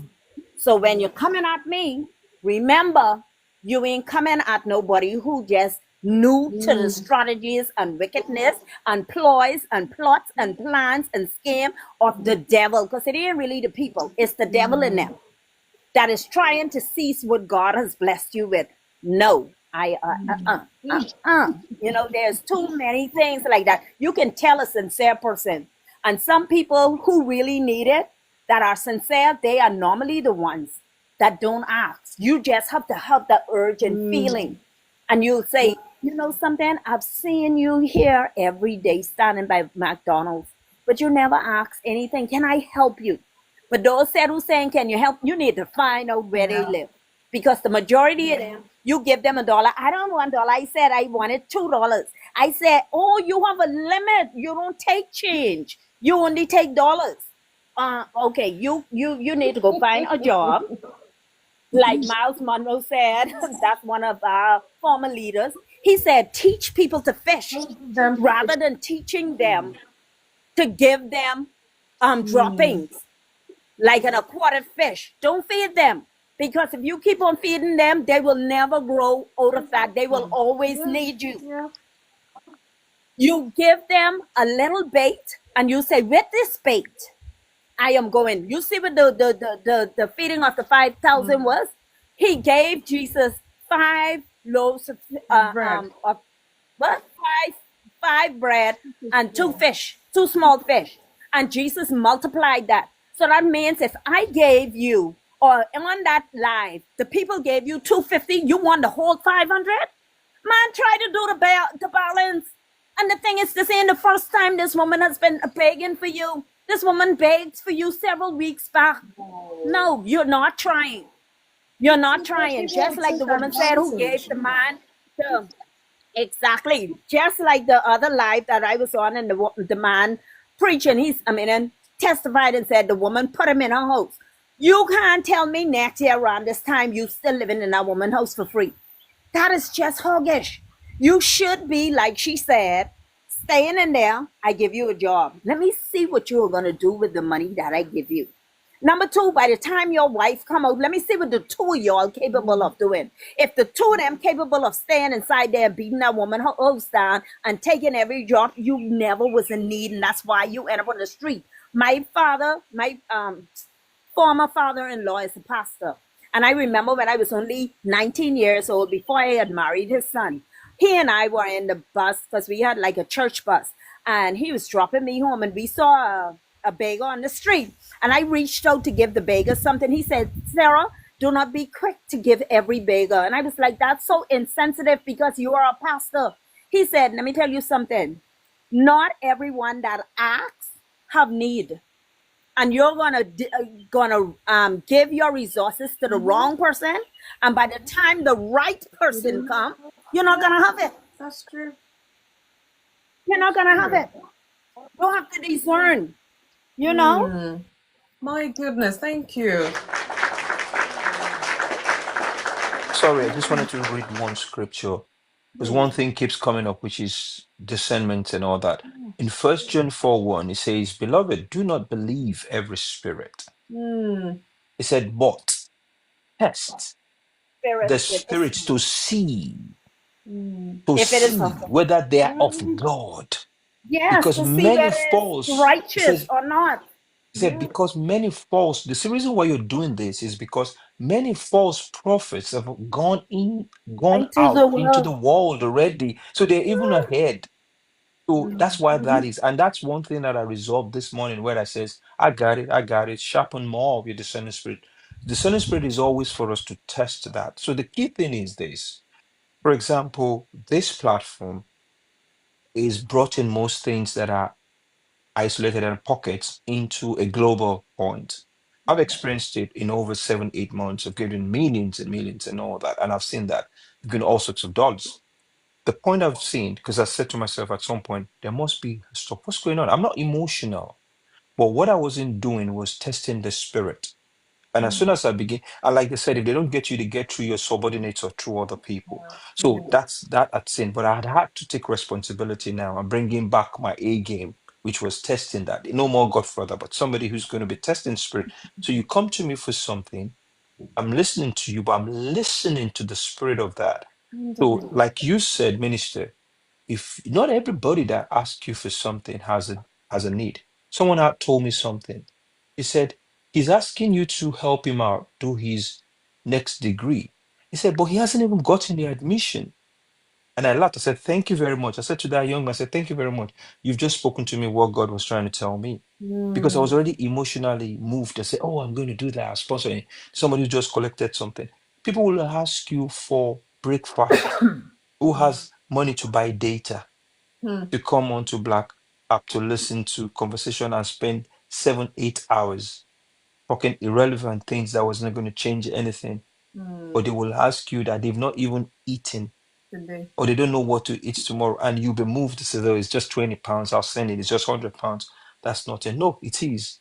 Because they've sat down there and says, oh, he's a giver. He gives. I'm like, what do you mean? What do you mean by that? Is my they say, or they say destiny helper, all those things, they give all those tags. Yeah. And then that just goes on and goes on. And then before you know it, you're entrapped into that. And then you get into all sorts of web, getting all those things. But in First John 4:1 settles everything. He called, said, look, do not believe. Let the skepticism first be the first thing. And then test that spirit to see whether they are of God. It's the onus is on me. And the reason is because there are too many false prophets. So you now have to do the kind of listening and knowing fully well, is this a genuine need? Or is this something I'm just going to walk past? And that's what I see here that Yes. is. But thank you very much. I really enjoyed myself today. It's like I'm back into Bible school. And thank you very much. Thank you Yeah, so and I much. think that I know you need to go for me, but just one more. And something else that came to my mind too, with just being on TikTok. There was another live host that I used to go to her live when I first started last year. December was when I first started because I didn't know about TikTok prior to that. And so I was in her live for several weeks or probably 2 months or so. And every time we talk, she would talk and say how she was just recently divorced from 20 years, and she had these little issues going on, and she have small children, and me being divorced and having children and all of that, I just felt like I could understand her. And she would have topics on relationship and stuff, and I was like, she's trying to heal from her trauma as well, and we can help her who has went through similar things and whatever the case may be. And it was pricked in my heart. She never asked for money or nothing. But I said to myself, I said, Sarah, try to see if you can gather up some money and see if you can wire it to her somewhere, some way. But don't promise her when you're going to do it, tell her. And I think that was the prompting of the Lord. Because not so long after that came into my spirit, for some strange reason, I said something that kind of like flew her straight off the rocket. And she said some stuff to me that I didn't really like. They weren't really mean, but they were degrading. And so I didn't go on her live for probably like a week or so. I said, Sarah, don't take it personal. She probably just going through something or whatever. So I went back on the live again. When the minute she saw me, man, all hell broke loose. I don't like people like this and that and the next thing, and just hearing some people's voices irritate me and blah, blah, blah. From she said that, I politely excluded myself from the live and never joined back. And I said to myself after that, I said, Lord, look how she blocked her own blessing, eh? And then when I talked to my sister, she was like, Sarah, you still should give it. I said, no. I think that's the spirit protecting me from giving it to her or whatever the case may be. I said, because I have to give it freely. I can't give it grudgingly. I said, and it wasn't like, you know, I think she would even accept it.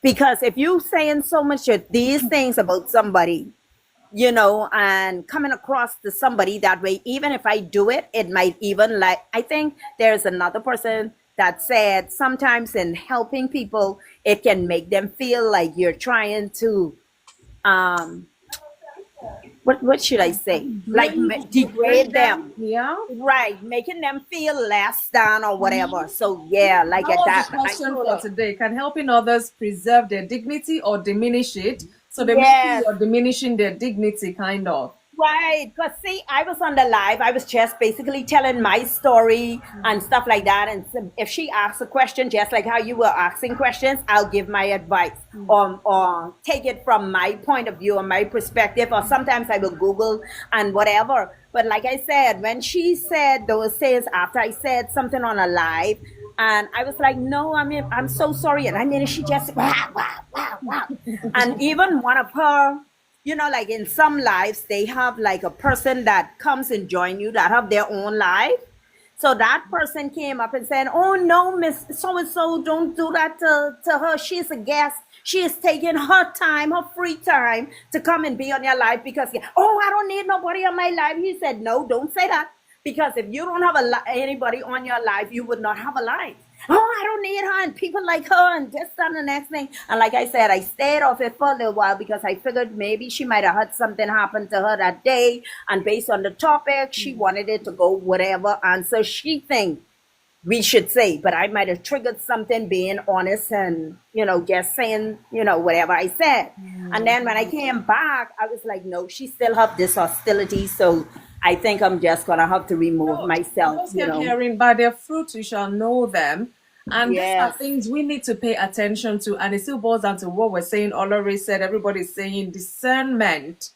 Discernment. And when you want to do something good, especially, and you feel this thing cautioning you, I would stop. I would rather stop until I understand Yeah. what that is. Otherwise, you will lose. And if you're thinking you're doing good, it's not even helping that person because they do not even need that help, but it portrays like they need that help. So, all of these things, if you don't know, see the dangers in helping others. It seems that maybe God is drawing everybody's attention to this discernment in as much as we want to give like God gives. It says he's Jehovah Jireh, he's a provider and all of that. God will not come from heaven physically. He will send somebody. You know, all these things we say to ourselves is a good thing to want to help. But when helping becomes dangerous, do we talk about it? Do we even know if we've done something for somebody in the act of helping that has gotten them into trouble without you even knowing? So there's a whole lot to it. Honestly, it goes beyond just, they need help, take. They need help, take and go. Or you need help, they just come take and go. It goes beyond that. We need to be careful. We need, see, everybody bringing their wealth of experience in terms of helping. You would think helping others is a good thing. Look at where we have arrived tonight. And this is to you listening, to everyone also contributing. You don't know what situation you'll find yourself tomorrow. Maybe this is God warning us today to be careful. I see your heart. You want to have my kind of heart. You want to give. You want to help. You want to bless. You and I know here that it's not every prayer we pray that God answers. I mean, you might think for me what I say. It's not every prayer, and it's not even every time you ask, that same time he would give. There are certain things you just even say, well, when God is ready, he will give you, and it could be years after before he answers you. I've shared my testimony here. I believed in God for my healing, and I prayed, fasted, did that, family joined, everybody joined. No, I had to wait 30 years, my people. Did he do it? Of course he did. Did he do it when I wanted it? No. What did it teach me in those 30 years? My goodness, this is one of it you're seeing. My faith grounded in him, that come what may, this God has got my back. This God, he's got my back. And his words in my life will not be in vain. He taught me to be patient. He taught me to be discerning. He taught me to pray. He taught me to fast. He taught me to believe in. A lot of things. In those 30 years, I was praying for other people for healing, and they'll come back and testify. I'll look and say, God, why are you doing this to me? But he made me realize that my journey in life, as long as I'm holding on to him, I best go with him, with his way he's guiding me. That 30 years felt like forever.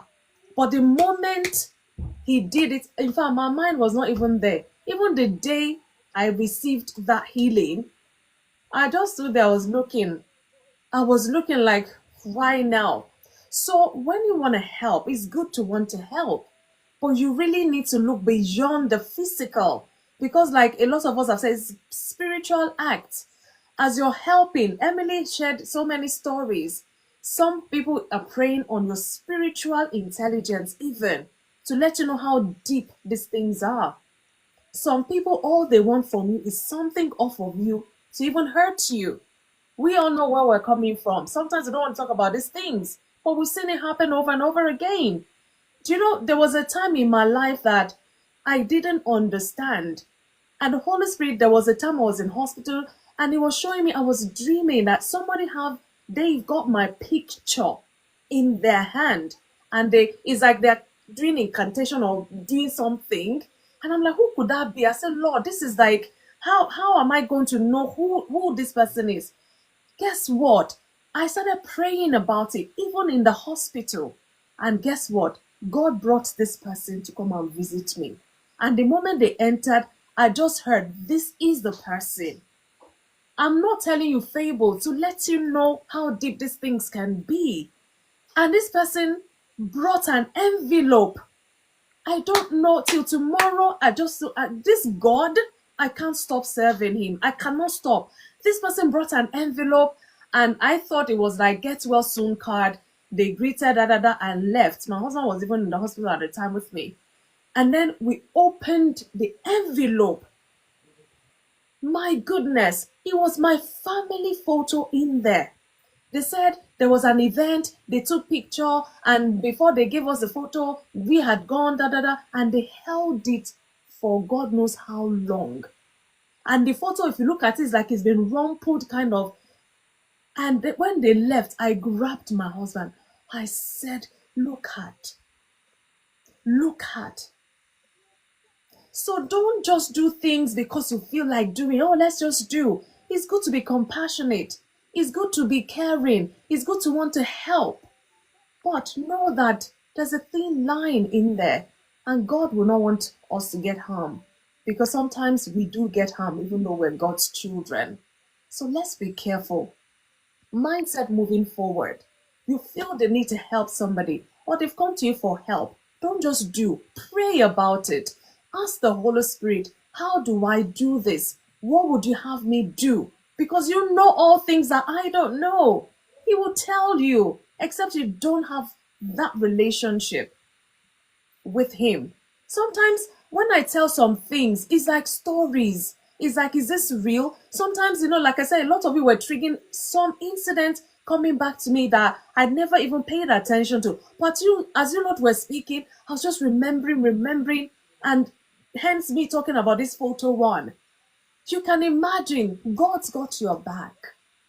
Ask him, seek him, and then help people the way he's guiding you. Because sometimes we think logical, oh, this is a logical thing to do. But please trust in the Spirit of God. And if you don't have the Holy Spirit, you can DM me later. We'll talk some more about that so that we don't take much time here today. What can I say than to say, God, thank these people for me, because I don't know how else I can thank you. Thank you so much for the wealth of experiences you have brought in. And I'm trusting God that people listening out there, they will be careful moving forward in helping people so they don't get into trouble, and in being helped, they don't get into trouble or get others into trouble as well. These things are deep. That's why I say sometimes we don't sit and talk about it. Hence, we dare ourselves to talk about it here on Inside. Guys, thank you so much. Tis, thank you. Leslie, thank you. Kenneth, I don't know if Kenneth want to say something before we go, because you said you were at work before. Hello, Kenneth. How are you? Good evening, everyone. Good evening. God bless you all. I appreciate every one of you that has spoken. You spoke very well Thank God. for everything that you people are saying. Every one of us has been through there, or I've experienced something like my own experience. I don't want to share it tonight because Why not? it's very painful because Oh, I live in Italy for almost 19 years, and I came to the United Kingdom at okay. 2019. Because I don't know the system there. My own junior brother, my own last born, my own brother asked me to help in because he was dating a white girl, which I know, Hmm. to help him collect, this the stuff that they collect, and I do, and I send everything to him because according to him that the girl want to bring him to United Kingdom. Do Okay. you know after 3 years, 2023, my bank contacted me. At the end, I find out it's a fraud. Wow. They have to close all my account, everything, because of helping a brother. Wow. So Wow. that's what I've been banned for almost 6 years now for not using that bank. I need to be using online bank because of helping a brother. So Wow. every one of us have the experience of helping people at the end of it before victim. I Hmm. appreciate you all, Sam. God bless every one of you that has spoken. God bless you all. Have a wonderful and a blessed night. Bye. Thank you. Thank you. Thank you, Kenneth. I think that kind of wraps it up for today. Ola Ray, you dropped. I thought you wanted to say something before we round up. Let me see if he's still there. Okay, I think he's. Well, maybe another time. Anyone wants to say their final, submissions, or just to add one or two? Otherwise, thank you all so I'm just praying for spirits of discernment because me, hey, me, I'm a mother hen. I want everybody to be okay. much. So because I want everybody to be okay, I realize that people capitalize and I'm just begging God that please Daddy help me. Yeah, I need, amen. like you said that, that bit where you say that, okay, you need to ask God, should I do this? Hmm. Most of the time I don't ask. I don't. And the reason why I don't ask is because I believe like that help to me is like a bank. Everybody with their own ideology. Yeah, To right. me, it's like I help because when I need help, help shows up. And Hmm. honestly, I believe in God so much that as I lie down here, Hmm. if tomorrow morning an issue arises that okay, I need £10,000, Hmm. it's one out of two. It's either God raise help to give me that £10,000 or turn the situation around so much that I will not get that money. One out of two. I trust him that much. So because of that, he puts me in a position when I see a fellow human being, I don't ask. I don't ask. I don't ask. So like you rightly says, Tammy, I will continually pray for the spirit of discernment. That's what I need. And God because help you all. we live in a dangerous world now, honestly. We live in a dangerous world. One has to be very careful. So you don't get into trouble in the place of helping. No. You're right. Thank you very much. I've learned. I've learned so much tonight. Thank you so Thank much. you all Thank so you. much. Thank you, Minister Sarah, Emily, thank you, Debbie, Elder Debbie, thank you so much. Kenneth, thank you. Eventually spoke. Thank you for sharing that. I mean, that kind of just wraps it up, just so that we are aware. These things will not take we don't take it lightly at all. Thank you so much, Leslie and Tika. Hostess, you can see that you brought a very powerful topic. I It's have not learned a even lot me. I tonight. always say this, and it's not that act of Hey! humility. I've told you guys in my closet, I'm like, God, okay, this is this year. And if maybe one of these days I'll bring the book to let you see all the topics till December is there. So I just treat it. I mean, and before I started, I'm like, tonight, God, please, do your thing and all. I just prayed and came on. And this I is where really we are believe at. that the key thing that's really come out of helping and being generous is that we must have a discerning spirit now in this age we are living in, That's because right. of especially with Why? AI, all this scamming. You need discernment of spirit, and I think that for me is the biggest key coming out of this is that discernment of spirit. So I'm very grateful for, and I've actually I've actually received something from this topic tonight that I'm going to use tomorrow. So I will share with you later. I will share by the grace of God this time next week. I will be sharing what have been. But it's been a blessing to hear this. I'm so grateful that I heard tonight's topic. I'm very grateful. Thank you. Elder David said we must understand that we are not El Shaddai, else we shall die. Thank you. Only God is Jehovah Ebenezer. You say?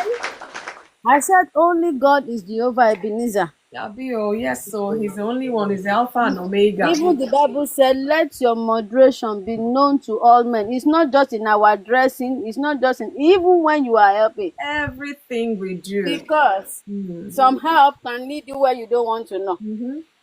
So we should just be careful. I think the major lesson for today is just be careful. Be careful. And Even family go shock you. God will expand it even more, in our hearts as we go to sleep. We might And just David, be don't warning bring or family. something. Family is another level. Family. That's another kettle of No, fish. I don't have Okay, I have let's not go there. Let's family not go there again. members. Hey, I am Jesus is begging Lord. us. Let's not go there. Let's I'm not go there. that Debbie. You yeah, you just called it like that, but family. Hey, please. There is something I always say to myself. You are not El Shaddai. You are Else not I Ebenezer, die. because he will shock you. You even the same people will be looking at you like, what have you done? In fact, I'm Maybe telling you, for God will expand more in our hearts beyond even this talk today. And my prayer for everyone listening, everyone who has spoken, is that discernment of spirit. And I pray that the Holy Spirit will be our go-to in all that we do, because He's always speaking. Or, we're too busy with the busyness of life to hear Him and all of that. But now that we've talked about it, we're consciously waiting, wanting to hear the direction of the Holy Spirit in all that we do, not just this helping others, in all that we do, in all that our hands find to do, at work, with family, we've talked about, in the community. Everything that we do, we need spirit of discernment. Otherwise, some people, they keep doing, and there's no reward in it. You need to check, is that what the Lord will have you do?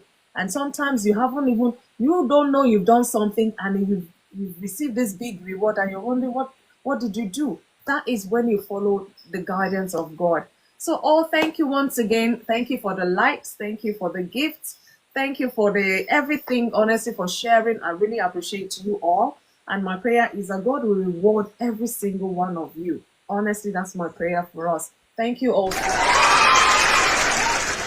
Do have a wonderful night. Tomorrow is Tuesday, by the way, not Sunday, like some of us are thinking. It's Tuesday, back to work for a lot of us. And I wish you a wonderful week ahead. And we'll see you back here on Thursday when we talk about issues with marriage, relationship. Interesting. I don't even know until I get there and see what is in the book.